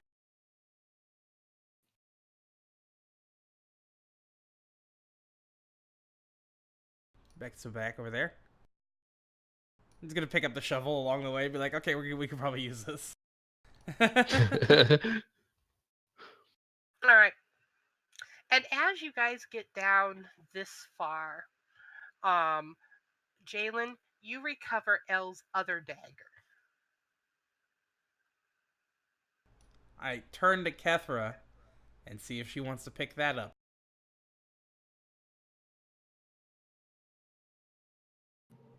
Because he doesn't understand why she didn't want him to touch things. Oh, poor oblivious Jaylin. It's that moment where he walks up and he sees his dagger there, and he goes, he points down, he points down, and it looks at her and goes, hmm? I just roll my eyes. Let me. I just push him up. I just kind of nudge past him and pick it up. And Jaylin actually turns back to Mathin and Meredith and goes, she must have some kind of protection from her god going. He thinks she's picking it up because they might also be... Yes. Yeah. Elle's panties are cursed. Mathin could have Can we get a quote just for that? Jaylin a look like he's not sure if you're trying to be funny or if you're serious, or and he's just like, Like, yeah, after a that- second, he that might realizes be it. that Jaylin is serious. There's no... yeah, and he just kind of like he just nods and is like, yeah, that's probably it. And So, you Laurel, yes, Elle. question. Would they know about the actual thing with that dagger? I With don't that being the antler one that she got from the temple? I don't remember, and I apologize. It basically, if it's held out in your hand, it works as a kind of compass pointing towards what you desire. Oh my gosh, who was with you when you got that? Because I'm trying to remember. Was it Mathin? That was in the... It was Meredith. It was It Meredith. was Meredith. Meredith. You recognize that as the antler dagger that Elle had found at the temple. And who has it in their hands right now? Kethra does. Kethra. Yes. Wisdom.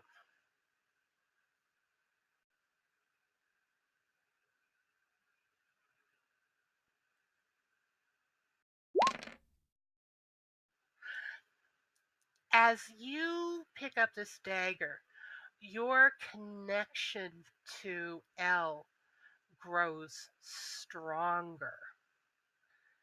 And you have a sense that she's definitely in here, that she is fighting her way towards you, just as you guys are fighting your way towards her.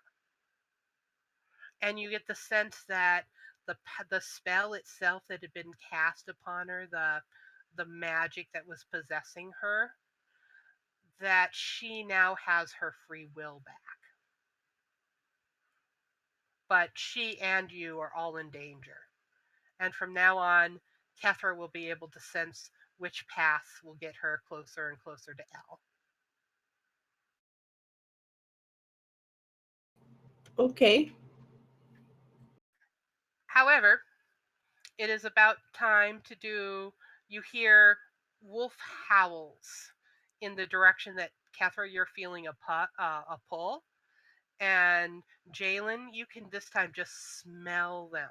That the three that you had scared off earlier found two friends, and they're all really pissed off, and they're headed right toward you guys. Can he actually like tell the number of them that are heading their way? Yes, you can sense that there's about 5 of them headed right your way. So Jalen's eyes flash again, like he's obviously using the wolf senses to pick up on this. And he looks back to the others and he goes, 5.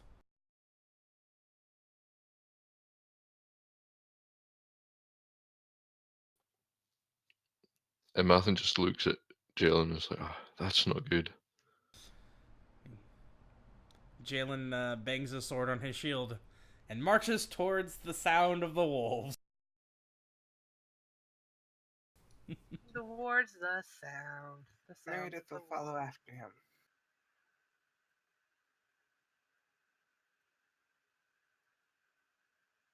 Oh shit, there's wolves.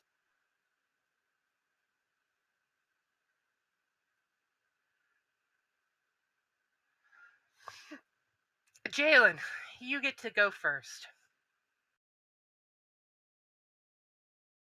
All right.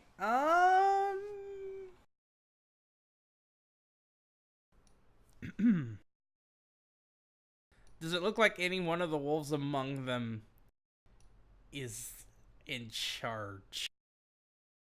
No, not really. Okay. So Jaylen's just gonna go for this one because it's the closest. This one right here in the middle. Absolutely.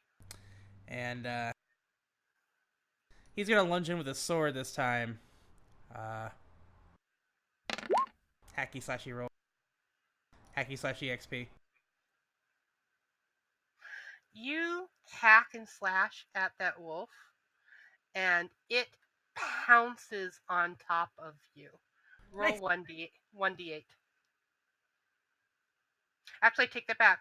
Roll 1d8 plus 2.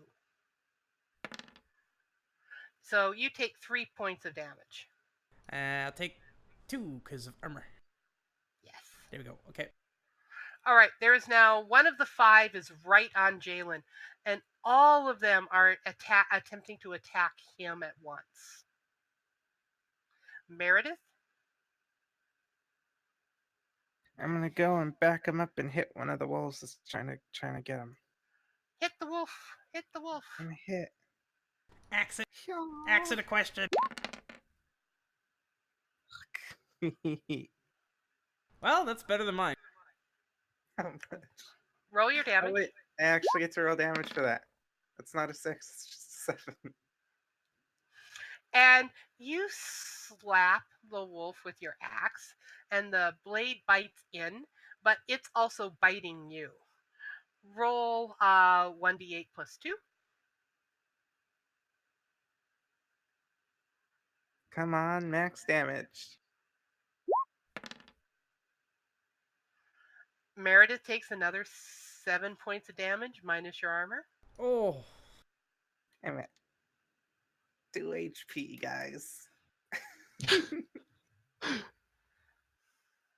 Meredith. Mathin, go. Save. Mathin. Save her.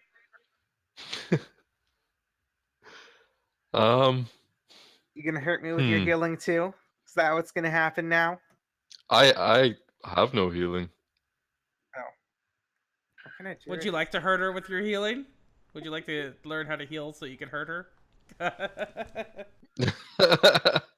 I mean, that could be a thing. Elle still owes Meredith payback for that fucking punch. Do you? Although saying that, I do have a healing potion. Could I use my turn to give that to Meredith? Given that the wolf is right on top of her trying to eat her, it's probably Okay. better to get it off of her first. Yeah.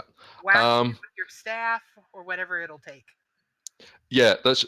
I want to like run up and put my staff like underneath its stomach between like Meredith and the wolf, and just try and like lever it forward and throw it off of her.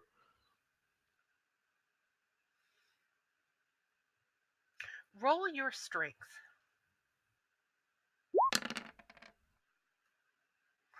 That is enough to lever it off of her. One of the other wolves uses that opportunity to dash past you straight at Kethra. Kethra, defy danger.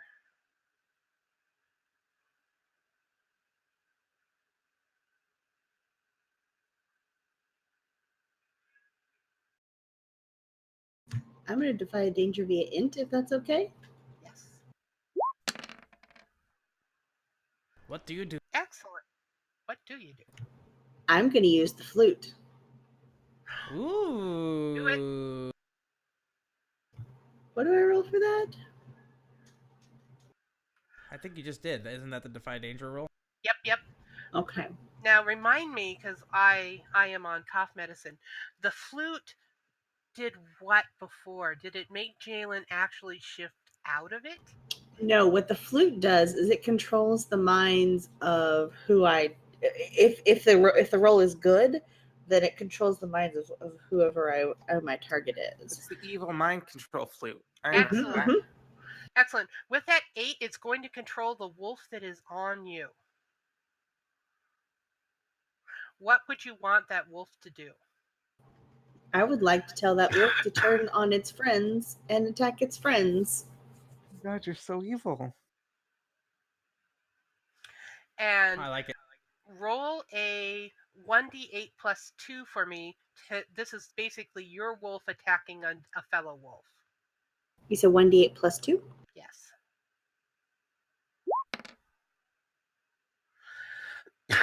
And it does 6 points of damage, which seriously ravages. No, it's 4. Oh, 4.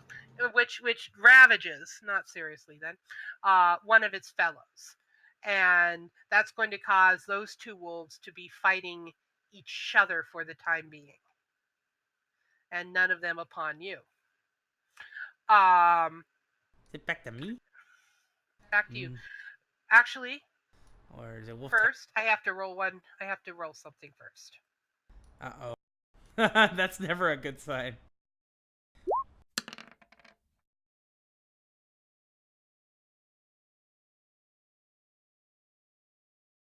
Does that many more wolves show up? Is that what's happening? No, I promise. All right. Blue jumps into the fray upon one of the wolves and severely hurts it.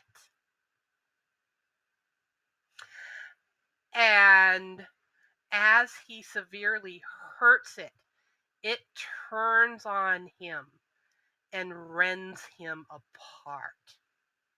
No! Jaylin, there are Jaylin and Merideth, you get splattered with blue bits. All right. Elle, Nope. you have nope. I'm going to pause you guys for a second. No. I'm going to pause you for a second. Okay. Elle, you have just got your armor on. And all of a sudden, you feel this stabbing pain. And you remember what you had screamed at Wheelo. And you feel him do it anyway. And Blue dies.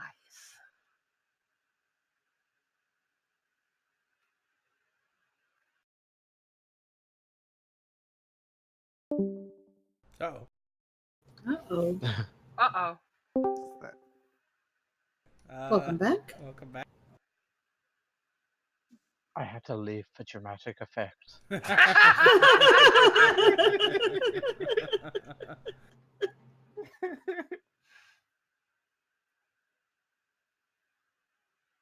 So yeah, Elle's just gonna blindly charge in whatever direction she feels that in. That's going to take you all the way down here. And you're going to behold another one of these wolves in a moment, but we will get to that. Meanwhile, back at the ranch up top. Yep. Jaylin, I think you were about to do something. Yeah, Jaylin lets out a roar of fury and while under the wolf that he's under, and explodes into his werewolf form, hoping to throw that one off of him by doing so. You are going to automatically succeed at that. But go ahead and roll strength for me. 8. You throw it all the way back into one of the crystal walls. And you basically scatter the pack a little, so all of you have room.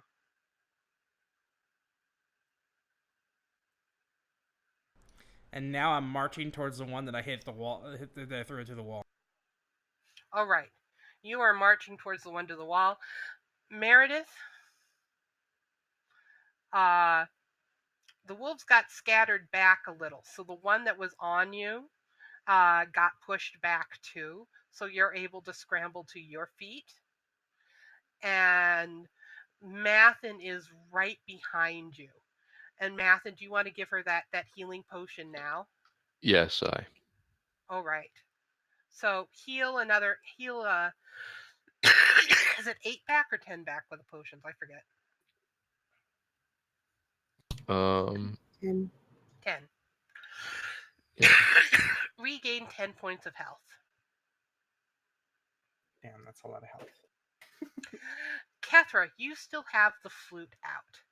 Yes. There is a risk if you keep using it that it'll affect Jaylin too. But you could also attempt to continue to use it to control keep control up of those 2 wolves. Or the 1 wolf you have.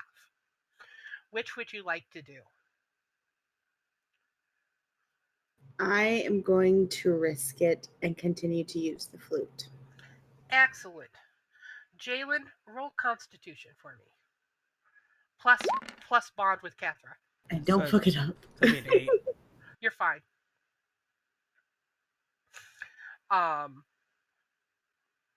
There's a wolf. There's a wolf to kill. He lets out a roar, and he's just gonna grab that wolf by the throat to pick it up with his claws. Roll your combat maneuver. I'm gonna make this one strength base. Okay, that's a 9. You've got it by the he's throat. grabbed it by the throat, and now he's just going to smash it back into the wall again. That's his attack. Roll your damage.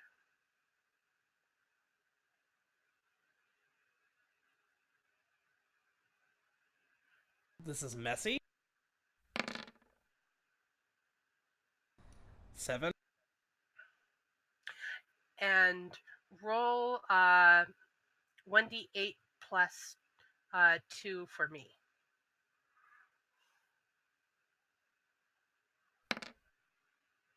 5.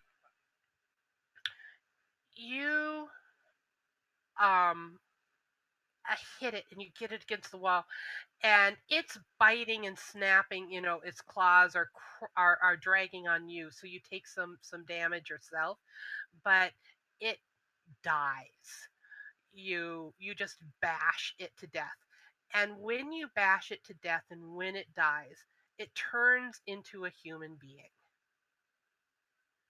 and it's a human corpse that is there on the ground before you. 2. That's what he says. That's all he says. Is it Meredith's turn to kill something? It Are is you Meredith. keeping tabs, Jaylin? He is. Meredith's turn. Didn't we bypass Kethra using the flute? Nope, that you're still using the flute, so those other 2 are still fighting each other. All right. Okay. Yeah. Yeah. Meredith is gonna kill this wolf. Kill the wolf. Well, maybe. We'll see. We'll see how this goes.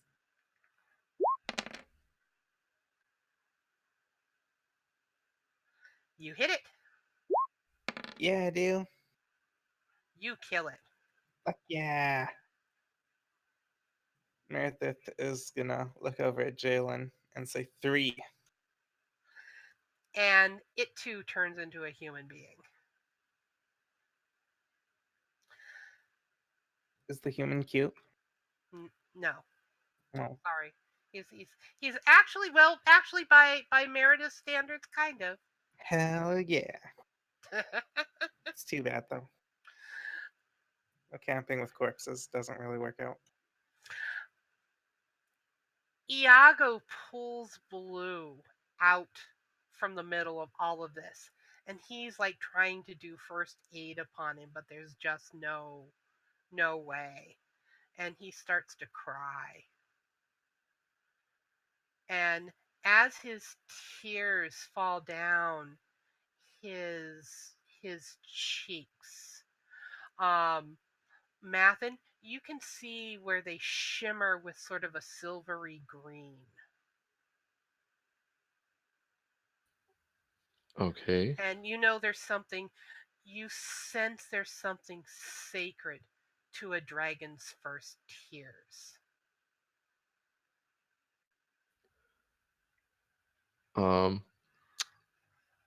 Can we make sure that they fall onto blue? Yes. Yes, you can. So Mathin sees Iago, and he rushes over and kneels down beside him, and he just reaches up his hand and gently just rubs at the tear on his face, and he kind of wraps an arm around him and hugs him close, and then just like puts his finger down onto blue and puts the tear over some of the wounds.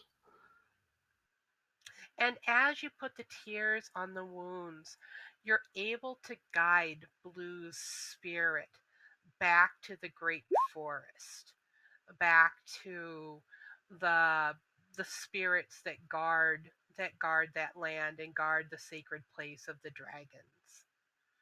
And it's not, you can't restore him, but you can ensure that his spirit lives on and becomes part of the eternal web of life of the great forest and a guardian of the world tree. Nice. Meanwhile, Elle, you have armor, you have no weapons, you have a dead companion that was just killed by these werewolves, and you just see a new werewolf coming straight at you.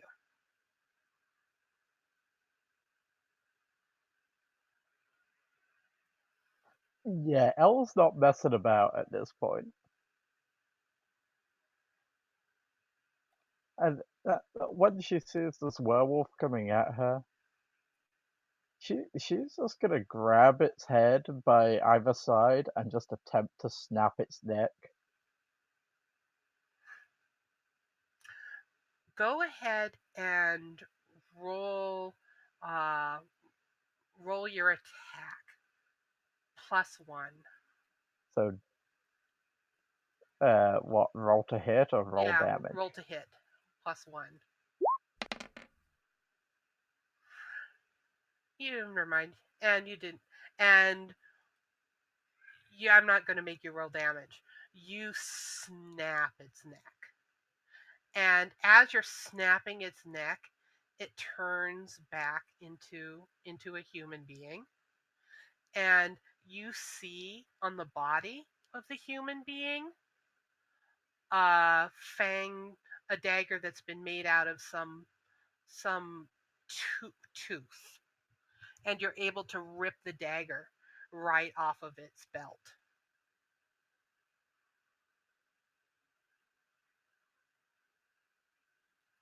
And Elle's not gonna take the dagger. Okay. She feels that, she can be a weapon without it, and she's gonna wait until she gets her own weapons back. Sounds good. She's a dagger snob. It's like, does this look like my dagger? No. Fuck you. I mean, she's walking through this maze taking names, not daggers. Taking names, not daggers. Hashtag it, get it trending. All right, Jaylin, those two other wolves that have been fighting each other are distracted with each other. Kethra has basically got the one under control, and the other one is fighting for its own life just north of you, where you'd kind of thrown them off. Mm-hmm. It is your turn. He's gonna drag his claws across the throat of the one that isn't under Kethra's control. Alrighty. And because it's distracted, pony, you're not even going to have to roll for that. You are just going to kill it. So the only one left is the one that Kethra has under control. 4. Kethra, what do you want to do with this wolf?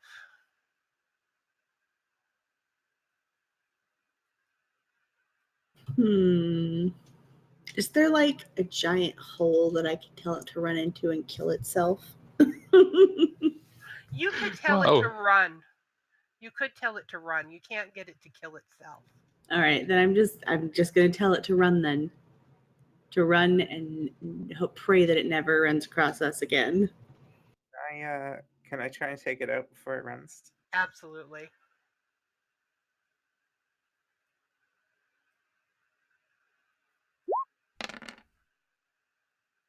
As it's running by Merideth, you just wave your axe and hit it right in the throat.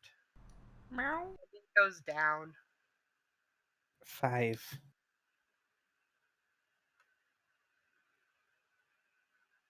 Sorry for the cave kitty. Nah, I don't. Meow. Mom? Mom? Mom? Mom? And the party moves forward.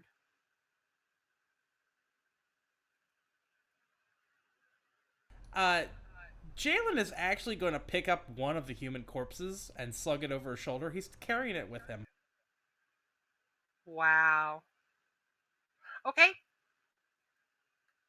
That's not creepy at all. You're not allowed to say wow when you just killed a puppy, Laurel. I'm not. No. No. And he is on If the it search. makes you feel any better, it was kind of my idea. And he is on the search for another wolf.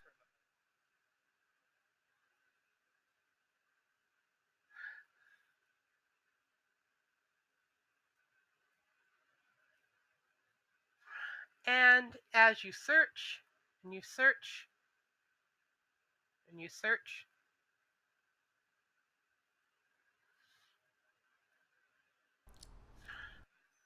Kethra knows the way, so we can't leave Kethra behind. exactly. We're kind of leaving Iago behind. Jaylin wants to know how Kethra He knows the controls way, his but he's token. not asking it right now. He's, yeah. Just a second as I'm eyeing the map and I'm eyeing where you guys are to each other.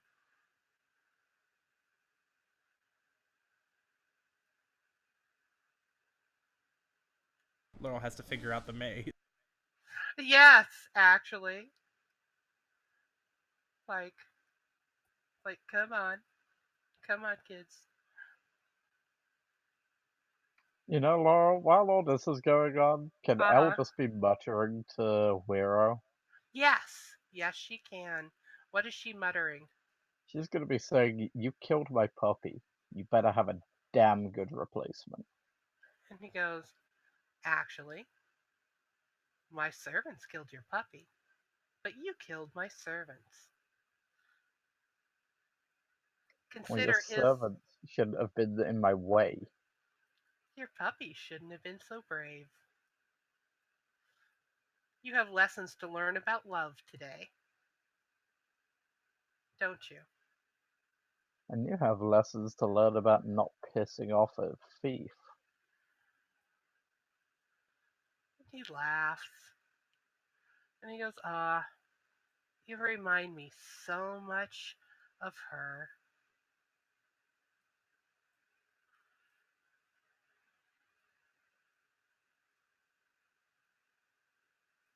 And Elle's just gonna have that grin on her face again. And she's just gonna say to Wero, "You're gonna remind me so much of Blue when I'm done with you." He laughs. He laughs and laughs in your head.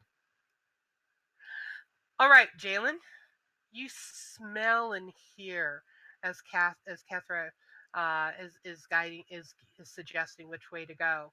As you go around a corner, there's another pack of four werewolves headed right for you. He takes the corpse and drops it on the ground right in front of them.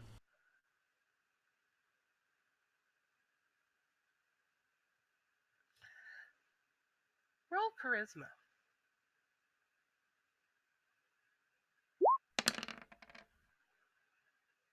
They pause as they look at the corpse and they look at you.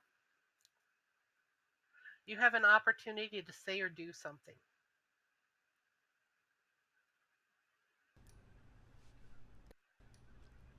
That will be you.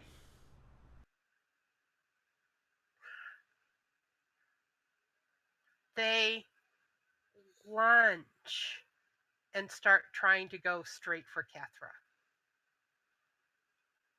I'm gonna cut the first one off if I can, Yes. and do some hacky slashy. Hack and slash.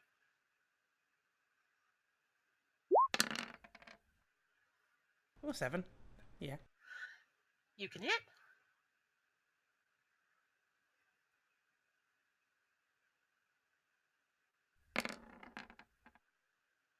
Three. It's It glancing blow. 1d roll 1d6 plus or 1d8 plus 2.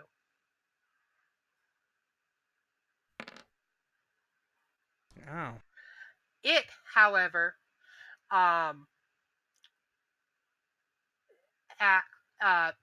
pounces you again. And at this point in time, it's like the two of you,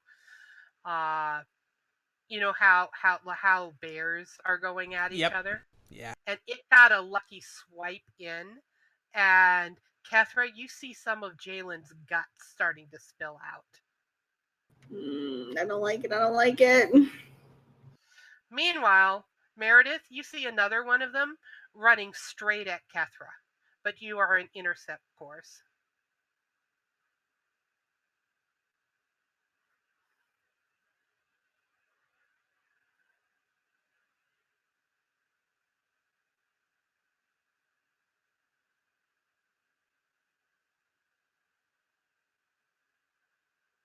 Oh, did we lose Yumi?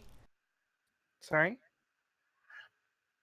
You are there's another wolf running straight at Kethra, but you are in its intercept course. You're going to be able to hack at it before it gets to Kethra. I will hack the shit out of it. Do it. Fuck yeah, 7. Whack it with your whack it. Whack it. Woo! You whacked it.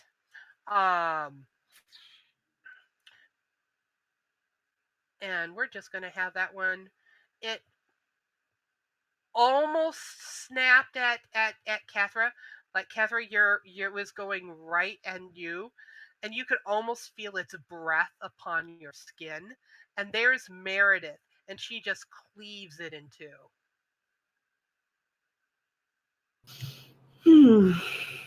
Meanwhile, another one is charging at you, and Mathin, it's your turn to attempt to interpose yourself between Kethra and the wolf. Yeah, so Mathin's just going to step in front of Kethra and raise out his staff to try and take its mouth over the staff, like as it goes to bite, and try and just like knock it into the wall next to him. Roll it.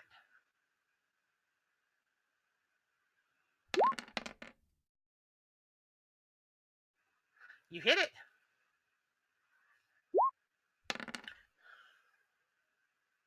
Ooh, you hit it nice. But you hit it nice, and it goes backwards.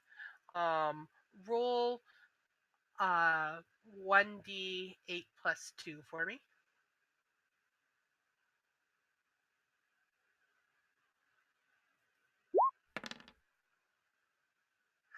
And it's as you're rolling it, it bites you and it bites you in the arm, but you're able to thrust it away. So take 4 points of damage minus your armor. So that's 3. Okay. And Kethra, there is one more wolf coming right at you.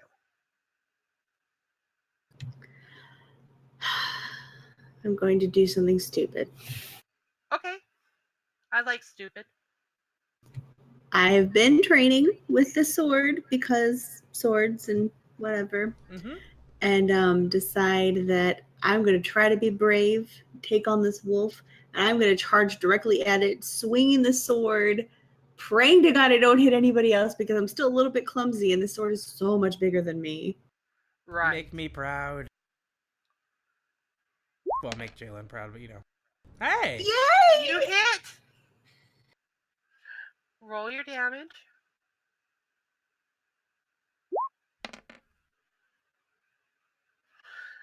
You hit the sword and you actually cut it. And Well, the wolf. as you're cutting it, it's going to try and knock you down. Roll 2d or 1d8 plus 2 for me.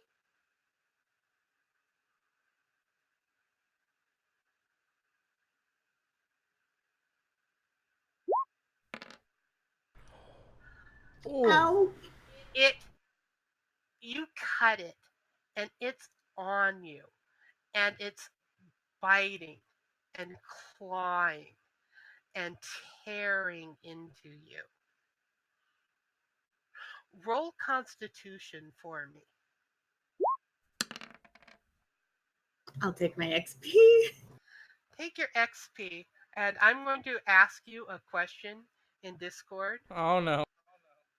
But meanwhile, Elle, Leo laughs and says, by the way, he can't even handle 4 at a time. She's going to die before you get to them. And there's one wolf ahead in front of you.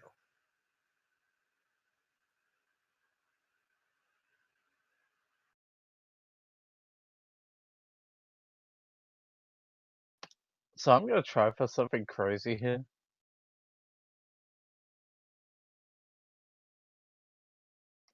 Can I attempt to intimidate the wolf into becoming my mount?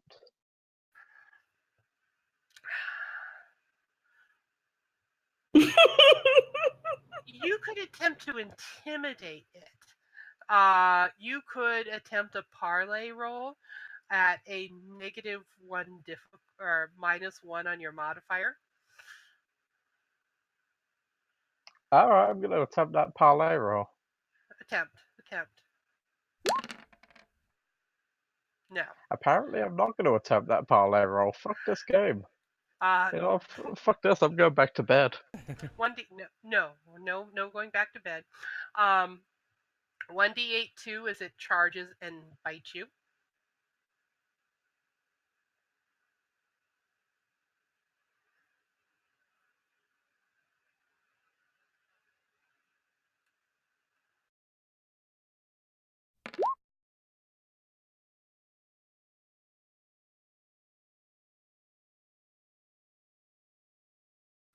Ow. You take well, you do have your armor on. So you subtract 1. So you take 5 points of damage. And you hear the sounds of combat to the north of you.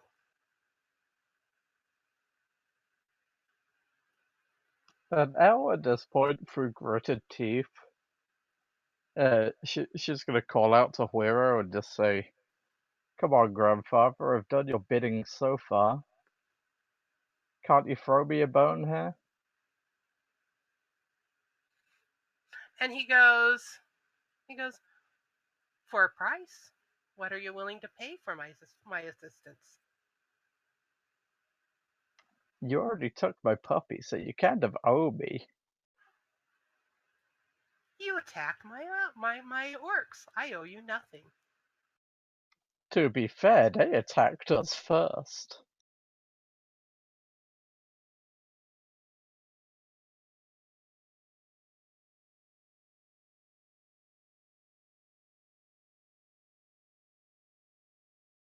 You swore to protect a child of my sister. It says, are you willing to break that bond and give the boy to me? You can't have the boy. And then he goes, and you can't have my help today. And he severs the connection between the two of you in a huff.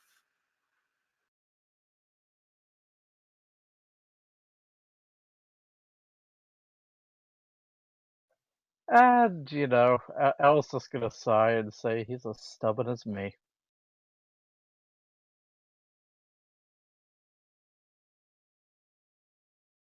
So, Oh, you know what? I'm gonna attempt to parlay with this wolf again.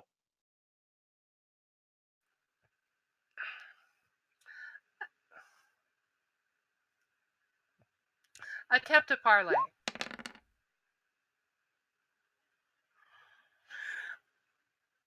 In the wolf, as you are like, you will obey me, or I'll kill you. And the wolf pauses and goes and looks at you and sniffs at you. Roll your constitution.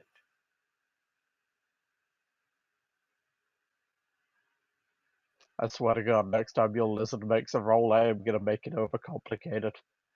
I'm sorry. That was actually just to make sure that bite you got before that you weren't infected with lycanthropy. So you are not. The wolf agrees to be your mount until it reaches its pack, and then it will be your enemy once more. Do you accept that agreement? Yep. Oh, right. So back at the ranch, Yep. Jaylin, Yeah. Kethra just took a Uh-huh. serious wound.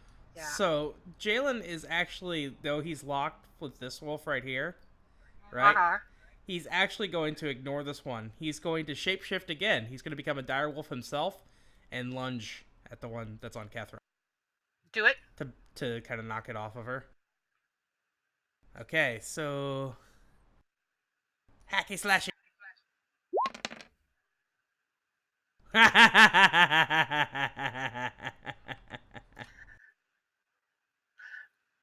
Describe how you kill it. I'm not going to make you roll damage. So he's turned into a dire wolf himself, right? And he's kind of done like like a shoulder first tackle, just to get it off of Kethra so that they both land next to it. And when he lands on top of the wolf, he's gonna bring his jaw. He's gonna bring his his teeth down on its jaw and clamp down and hold until it stops struggling, and they continue to hold until it can breathe no more. He basically chokes it out without tearing the throat out. Awesome. And then that was 7.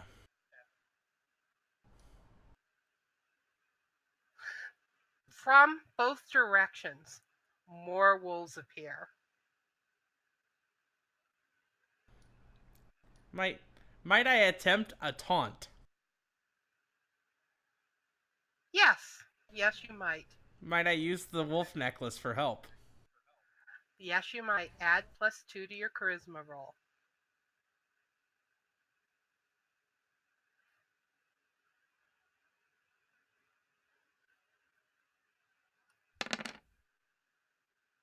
$11. He just bells out to all of them, "You want me."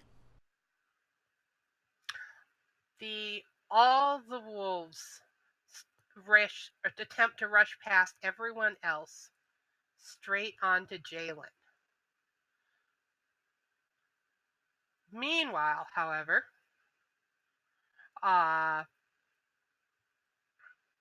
one more wolf appears. And this one has a rider on its back.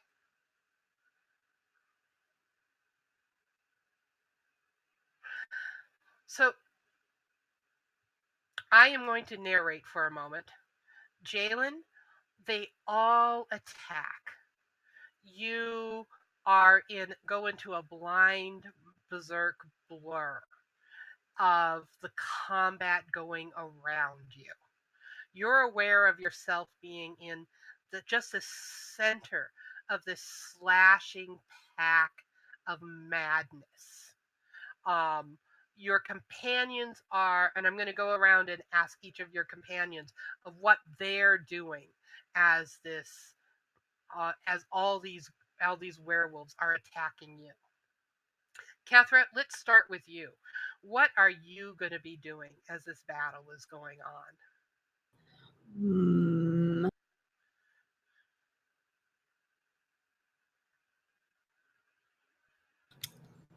I'm going to attempt to cast Bless on Jaylin. Do that.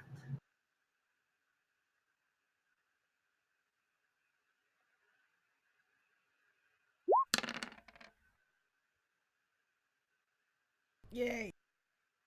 All right, you will have +1 the rest of the battle, my friend. Jaylin, you are blessed.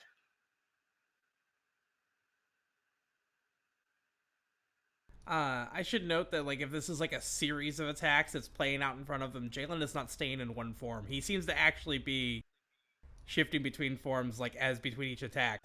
Like, there's also, he's striking with water. He's totally doing that. Do that. You will be able to do that. Mathin, what are you going to be doing as this battle goes on?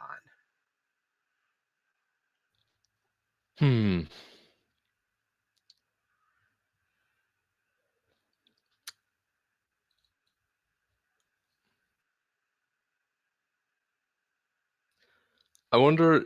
So I have no connection to any like my spirits or anything in this place, do I? No, you don't. The closest thing Okay. you have a connection to is Iago himself. Yeah.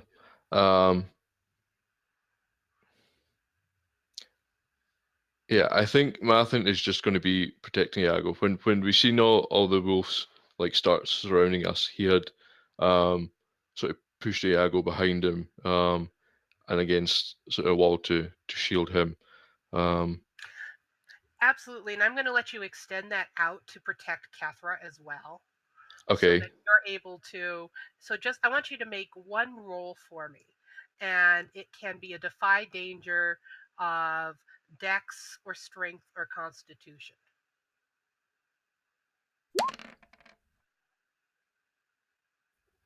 Excellent.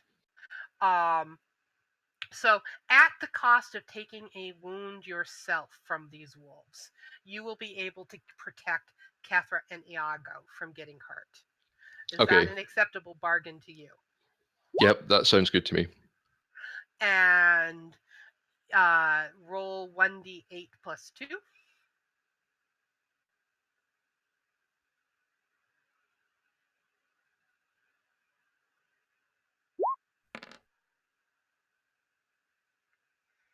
Excellent. So you take 6 points of damage. Is that can I take my armor off of that? Yes, minus armor. Okay, so 5. Yeah. Okay. Yeah. All right, Merideth. This is a glorious battle. They might have their attention upon Jaylin, but that just means they have their backs to you.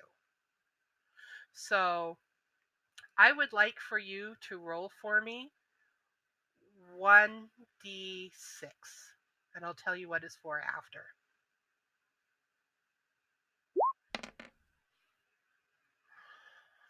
Six of these wolves die between what you and Jaylin are doing. You are taking, minor wounds from them as you are killing them, the two of you, and all but one of them is dead. And when you see Elle riding in on the back of another wolf, and Elle, you see a pack of these wolves in every direction that are going after Jaylin in the center, with Mathin successfully defending Kethra and Iago from getting hurt while Kethra is praying to Bel. And Merideth is bleeding all over the place, but she's just this light on her face as she's killing and killing and killing. And your mount got you here to them, and you remember that it promised to work with you until you got it to its pack. What would you like to do? Well, now that she's got it to its pack, she's just gonna snap its neck.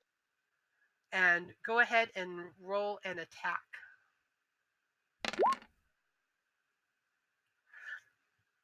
And Roll damage.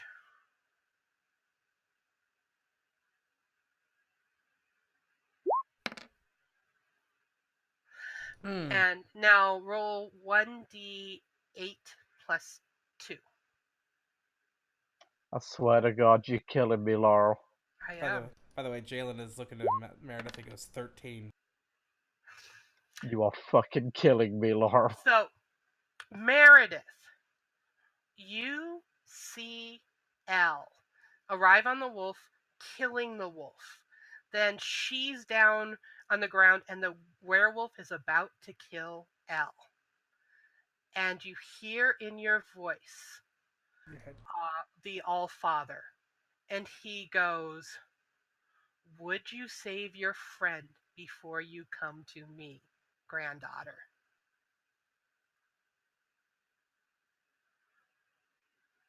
Oops, I forgot I was on push to talk. And I will answer that by diving over and like rock star sliding on my knees over to this wolf, and then just bringing my axe over to its neck. Elle, you see your death. You feel your death coming down upon you. And suddenly you're covered in blood, and it's not yours. As Meredith takes that blow, implants her axe within its belly, eviscerating it, and then the blade, her hands let go of the blade, and she's down on the ground. Jaylin, you come out of a berserk frenzy right then. 6 of these wolves have been killed by you and Meredith. There is only one remaining. Meredith is down. Elle is there.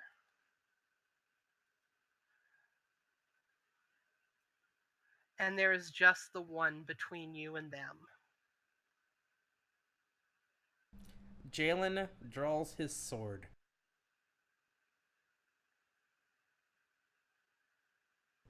And he's going to stabify it. Stabby, stabby. Yep, he does stabify it. Roll your damage. Plus your bond to both Arid to Meredith. Okay, well this is going to be, let's see.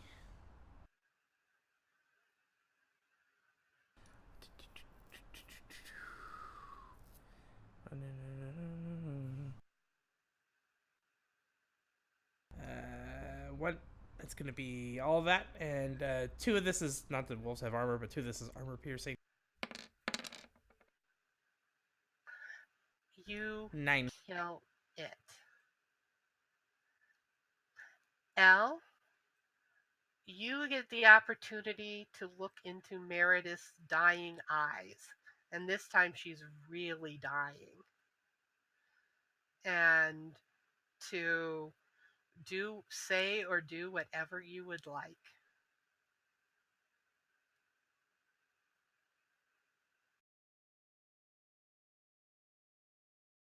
I'm stumbling forward. Because Jaylin's probably pretty beat up after all that. You can assume. So this is actually it. This is it. You can see and feel the light drawing you towards the halls of the All-Father. So before Meredith goes, she's gonna turn and look at Jaylin, and she's gonna whisper, 14.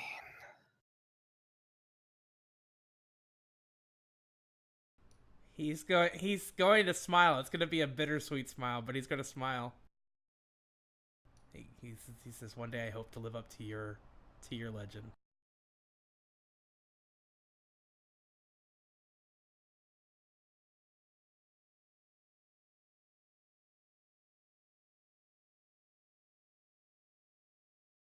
And Meredith is gonna unclasp her wolf cloak from around her neck. One of the things that Meredith has is a what? How did it put it? A trophy of one of my kills, and that was a direwolf pelt that she had turned into a cloak. So she's gonna take that and just kind of like put it onto Jaylin's hand, and that's gonna be it. And you all see the light go out of Meredith's eyes, and her body goes still.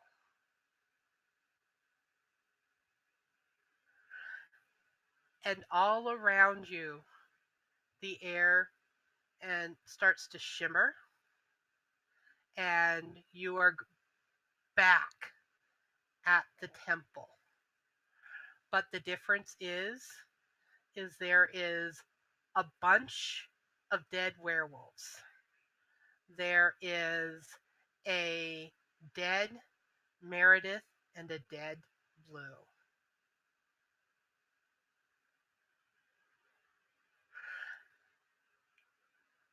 And Kethra, you hear a voice. And he goes,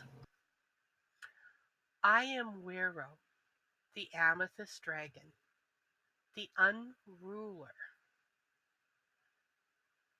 the dragon of chaos. What did you learn of me today? And what? And he goes, I will answer it because of the valor and the victory that you've shown and that your people showed today. And the fact that you technically won the game. I will answer 3 questions for you with truth, with secrets.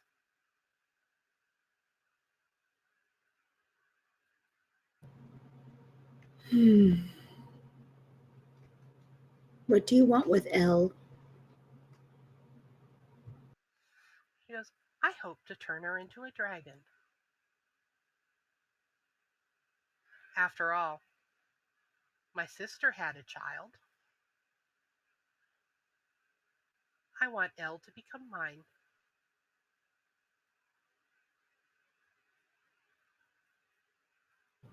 What happens if she doesn't want to be yours? And Uero sighs and goes, well, depends, really. I don't have control over the future. Goes, so I might lose my game with the mad god.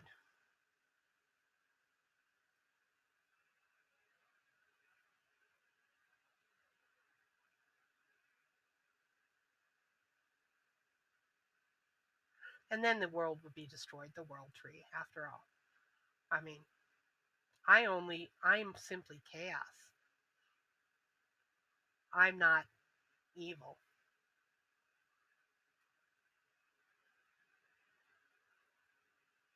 But then it might not. It's hard to predict. I don't really have any set rules. I'm just like her. She's feisty. So are you. Would you like to become my servant?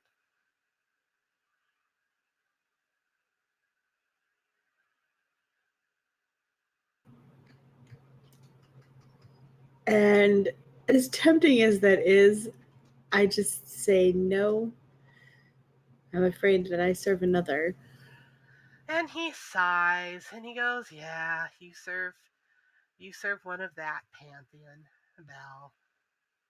I kind of like Belle. I kind of like you. Like, none of this was personal.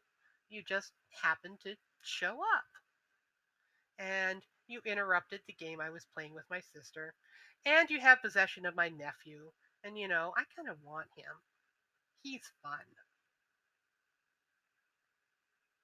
And I kind of grit my teeth and I say, I'm sorry to disappoint you, but you cannot have him. Not today, I can't. That's for certain. And he sighs again. And he goes, now, Your third question, and then I'll leave you be.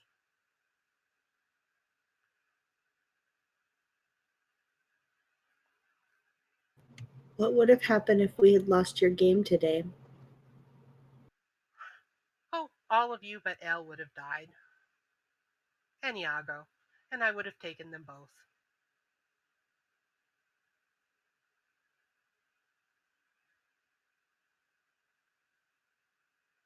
And the thought of everybody dying like hits her like a ton of bricks. Like the thought of her dying, okay, fine, whatever, but she thinks, oh God, Mathin could have died, Jaylin could have died. Like she just, it's too much for her. Like she just kind of breaks down. Blue's gone, Meredith is gone, and she's just so overwhelmed with emotion at that. And the mists vanish around you. And you guys are all in front of the temple.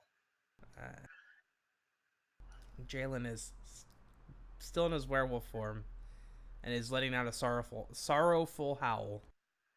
Yeah. And there is Blue, and there is Meredith. And you're surrounded by all of these men, these dead men that you killed, 14 to be exact. And each and every one of them has marks upon their skin, sort of a tattoo that looks vaguely like it's a very archaic style of what became your house. Yeah, Jaylin's house. Moniker. Yeah, Jaylin's So house. you guys have seen it on the sword? The sword Yeah. has it? Yeah. Jalen's not noticing that right now because he's mourning. But he hasn't actually gotten to investigate them. But if anybody else wants to pick up on that.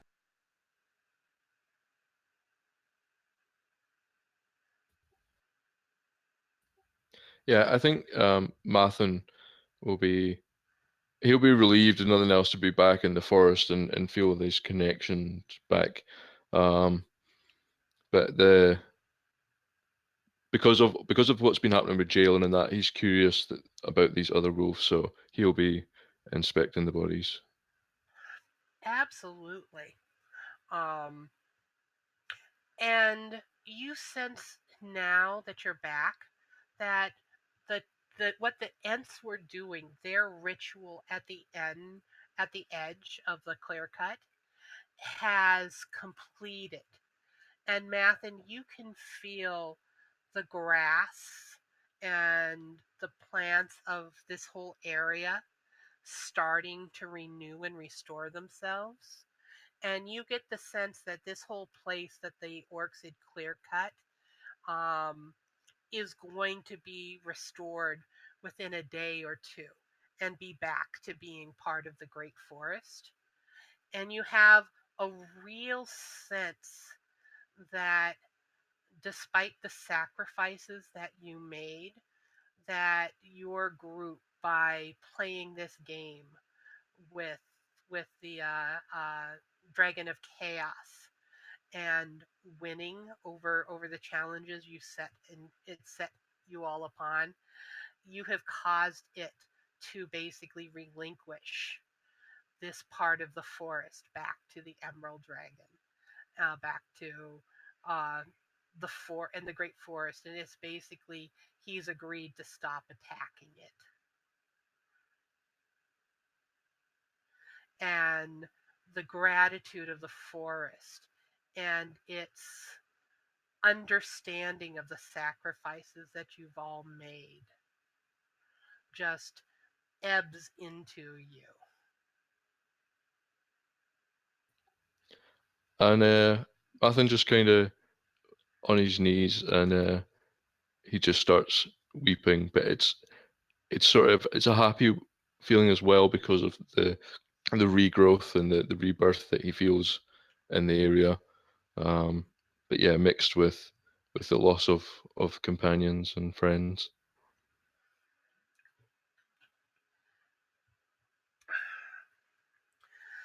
And the bodies of the men themselves that you'd started looking at,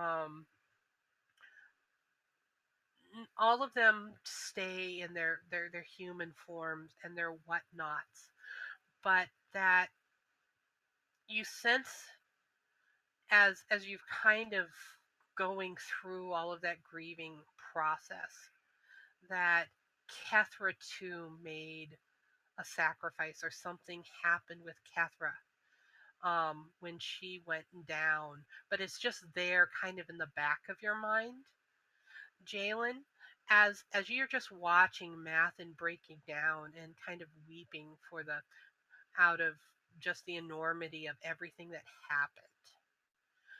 You feel the connection between you and Kethra getting even stronger, and you realize her scent has changed a little. Hmm? That's actually the sound he makes. He's just looking at him. He's actually going to approach her. And he's going to shift back to his human form. And he's going to have clothes. Including that cloak that was handed to him. He's going to pull that on. He's not going anywhere without that.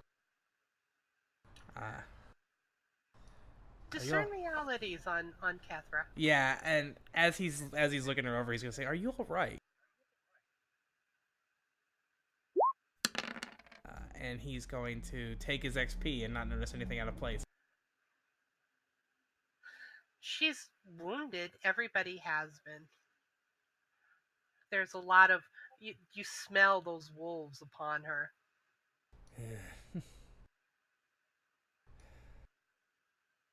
We might need to just tend to our wounds, I guess. Do you need any help with that? I don't know what I can do.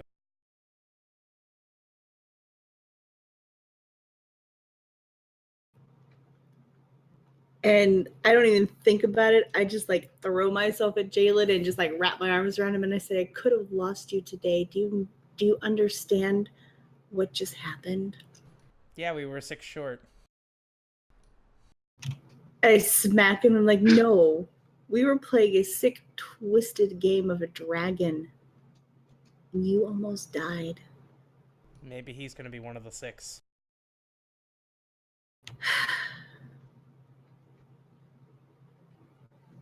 Really? You expect me to let go of him taking Merideth and Blue from us?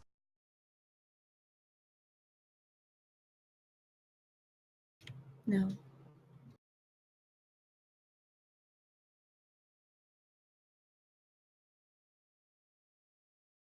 Because what matters isn't what could have happened. It's what did happen. And we need to pick up the pieces and move forward.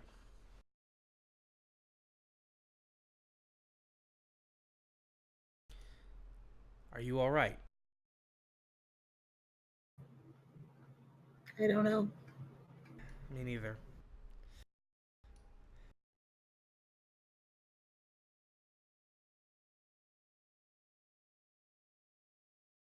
Me neither. And he goes, "Don't slap me."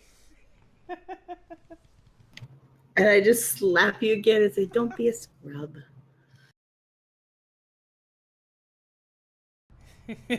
Oh, you know what he says? He says, "You're lucky you slap like a girl."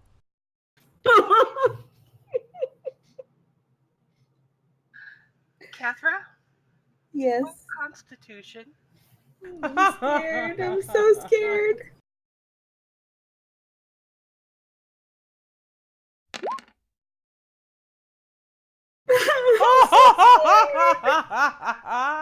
And that's when she transforms Oh. and changes into a werewolf right on top of you. Jaylin takes a step back. He's like, "What?"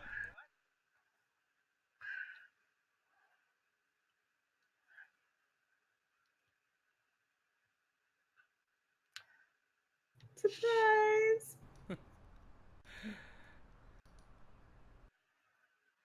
No. No. No. No. Mathin?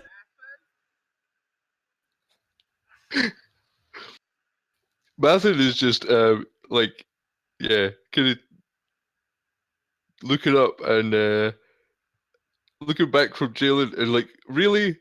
Why is there two now? Is she like aggressive or Describe how you are, Kethra. Describe how you feel. also take your XP? Yeah, take your XP. Yeah. Right now, I'm angry, obviously, because of everything we've been through, but I'm also very confused and I'm scared because I have no control over what's happening. I don't know. I'm just terrified. So, Kethra has a fox frenzy and starts bolting away from you. Jaylin chases, which is probably going to make it even worse, but he's chasing. This aggressive, male, dominant wolf is chasing you, Kethra. He's even on 4 legs. Your choices are fight or flight.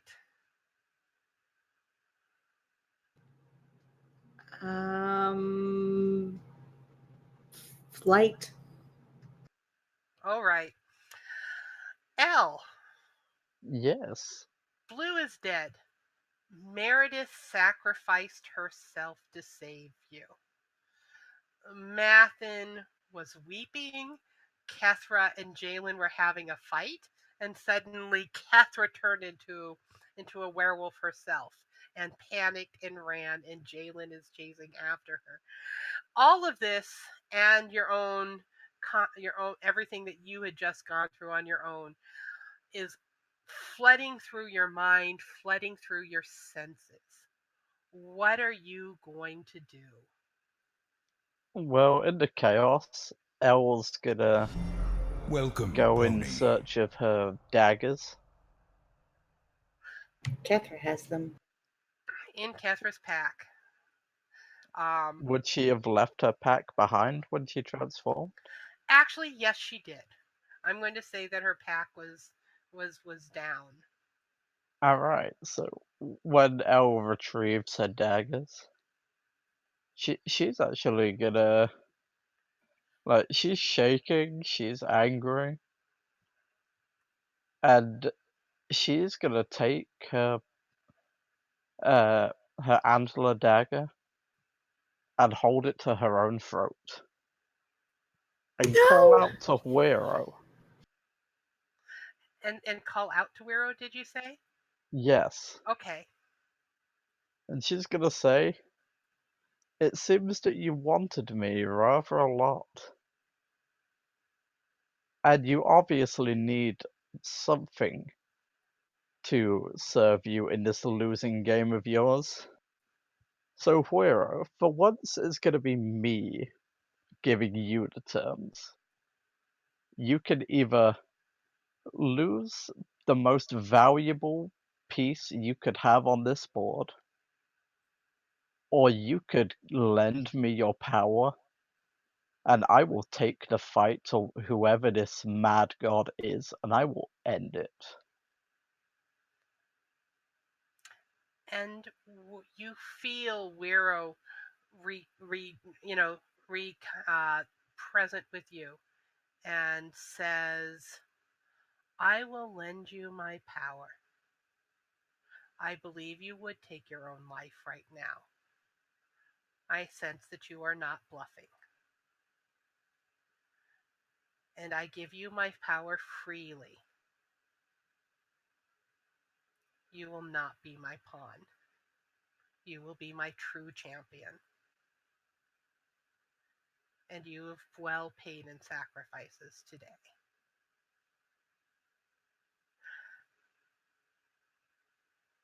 And you feel an infusion. And we can have that infusion be whatever you do with your level up. Well, actually, but what we discussed yesterday regarding Elle being a ranger that has no current companion. Yeah. I'm thinking maybe a marking or a tattoo that is in fact itself a snake. Absolutely. And you see, Mathin, a lot is happening at once. And you don't have an opportunity to interfere with what Elle is doing, but you are witness to it. And a sense that this time, unlike before, Elle is intentionally reaching out, but not to magic as much as to something divine and whatever it is about this chaos dragon that is still connected to nature and the earth and the protection of the land. That is what Elle obtains.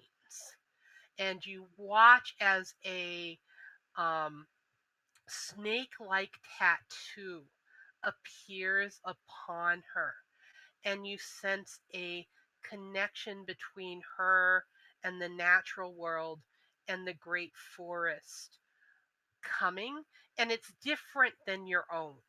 It is not a druidic kind of magic, but is definitely the magic of being a ranger and the sort of the parallelness of that, and the sense that she is throwing off the temptation of true arcane magic and taking a different path, and taking that path with a pledge and an oath to be a champion of the living terrestrial world.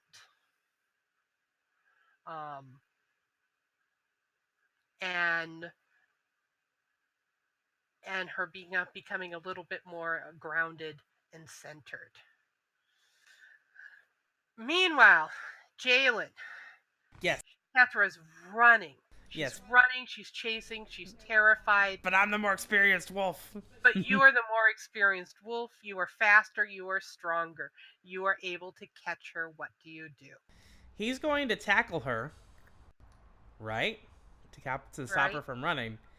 But then he's going to shift back to human form and rub her belly. God damn it. Roll your charisma plus bond.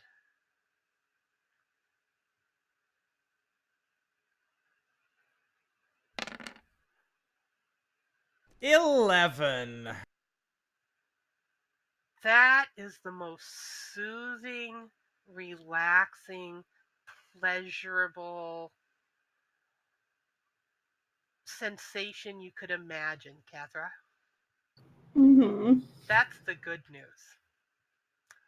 The bad news is, while your pack had been off your back when all of this started, like you probably had taken it off just, just before everything was going on, your clothes do not shift with you. So you are in the grass with Jaylin rubbing your naked belly, looking up into his eyes.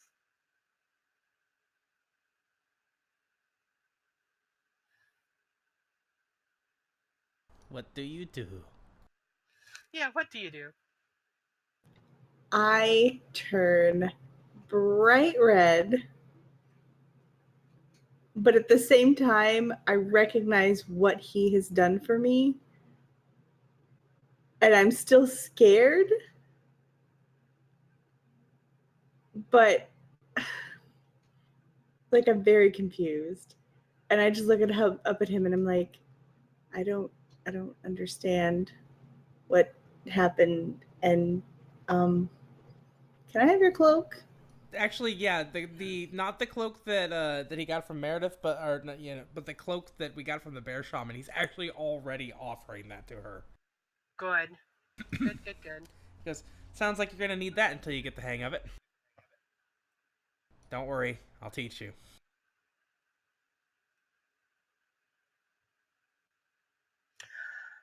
Back to Mathin and Elle. Elle, or you feel the pact made, and despite the fact that your dragon himself is a chaotic thing, you sense that you have now become, ironically, a stabilizing force for him in your commitment to end the mad god once and for all. As if this is something that your family has been promising for generations, but perhaps now you are the one that has the resources or will have the resources to accomplish it.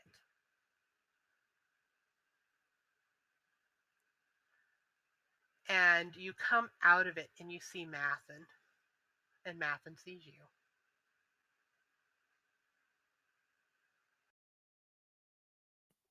So Mathin is very weary. After the fear he'd had of Elle after when she had first used the dagger,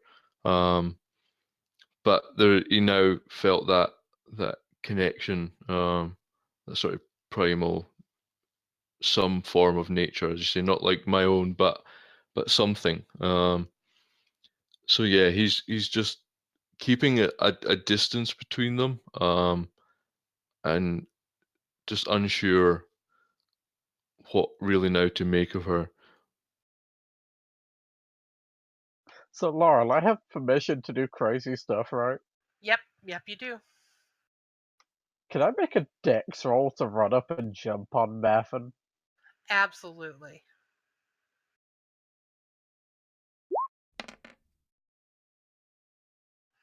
Yeah.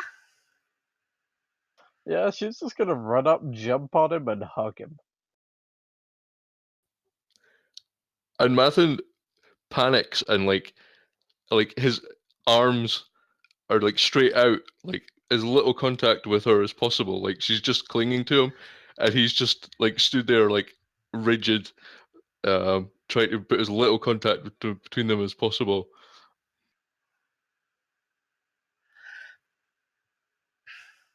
And as he's doing that, like he goes stiff beneath you, Elle. Oh You my. yes. Oh my God! Stop! I'm That so choice of sorry. words. I'm sorry. I'm sorry for my words. As saying he goes rigid isn't going to help at all. No. No, but I understand what you mean. We're not talking about being packed with bear meat. Oh my God, Elle, you feel. You remember what Wiro had said, his one true secret that he told you about who he loved? And you realize that you and Mathin are much the same, where he represents so much that you are not. And that just comes to mind of how opposite the two of you are. And yet you can understand why why Wiro would have had the love that he had for a woman who was so completely different from himself. And in this way, it's almost like the roles were reversed. And you can imagine that girl that Wiro had loved, who became that other dragon, um, why he would love her, even though they were so opposite in personality. And Mathin, yes, Elle's just hugging you. She's just hugging you, and she's not hurting you. She's not for a moment, for right there, right then. She's not saying anything mean. She's not abusing you. She's not telling you you're worthless. And this is Actually, if anything, like her eyes at this point are full of tears, and she's just whispering in his ear that she's sorry. And like as he's kind of standing there, after a few moments, and that it kind of sinks in, and like he's very awkward about it because he's had so little contact, and he's still not that keen on people really touching him or being close to him and that. But he just very kind of half puts his arms around her and is just like kind of patting her back and just kind of whispering like nothing's just like it's okay, it's fine.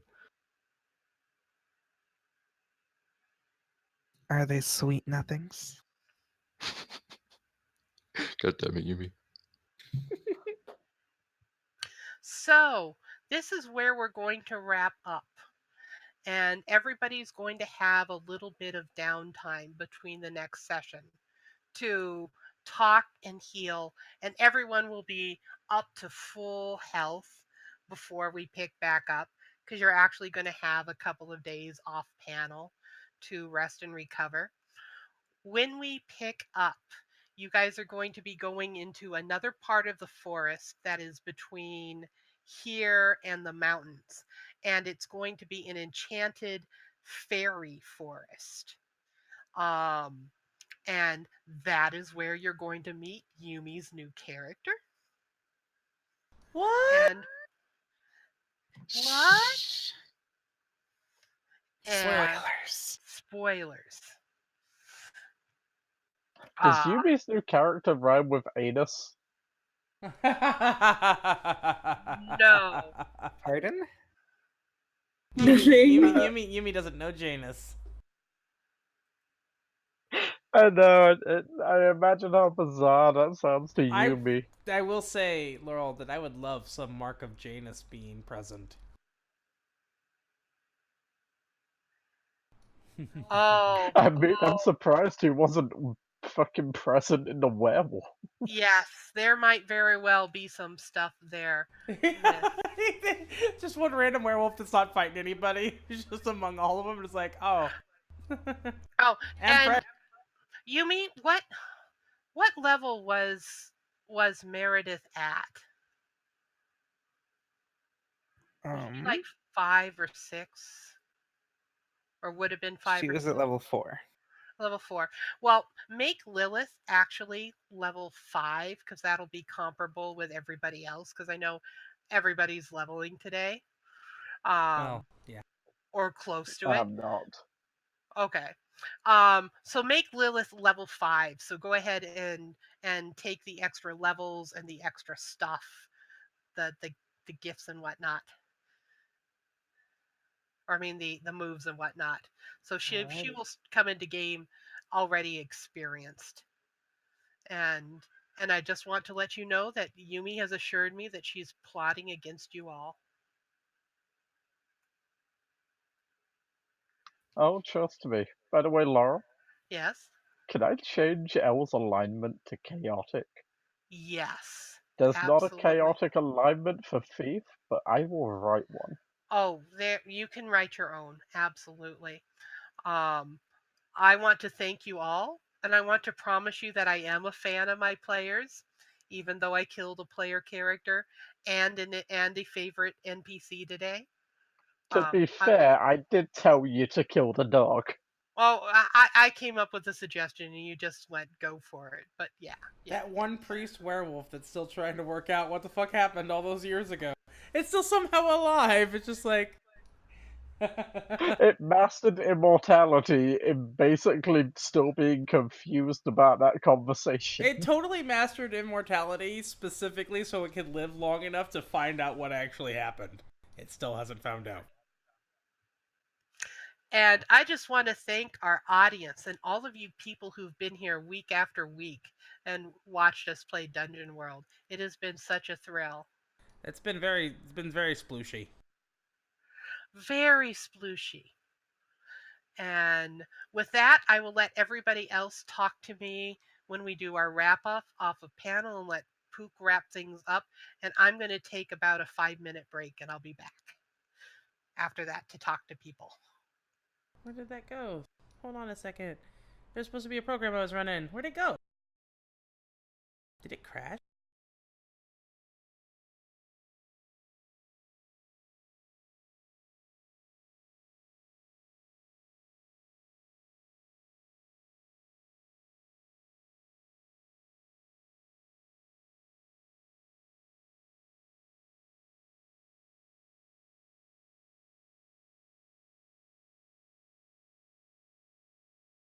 I don't remember closing it.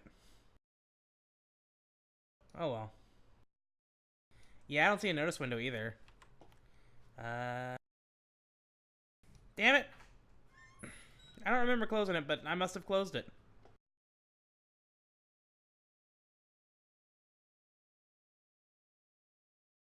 Alright. Anyways, so we're not gonna mess with that today. Guys, I'm gonna say thank you for tuning in to our Dungeon World stream. We'll do more of this next Sunday. And also, thank you for coming along for all the Final Fantasy fun. We'll go ahead and find somebody to host and wrap up here. Sorry I've been kind of out of it, been sick, but had a lot of fun today. You guys have fun? We had fun. Had fun. So much fun. Yeah, definitely had fun. Poor Meredith. I now know how Kethra feels being unconscious for half a session. And, yeah. I'm going to go ahead and throw a host over to somebody. I will see you guys tomorrow morning. Probably. Either 8 or 9 a.m. Pacific, depending on how much I sleep in. I mean, wait, what? We've got... You know what? Tate's doing a 12-hour stream. We could host Tate. Let's host Tate. Let's host Tate? Yeah, let's not do that. Let's just host Tate. As in Tater Tot. Oh my god, they're doing brain power. Yep, go say hi. I'll see you guys over there. Until next time, bye! Hi, everybody. Bye. Bye.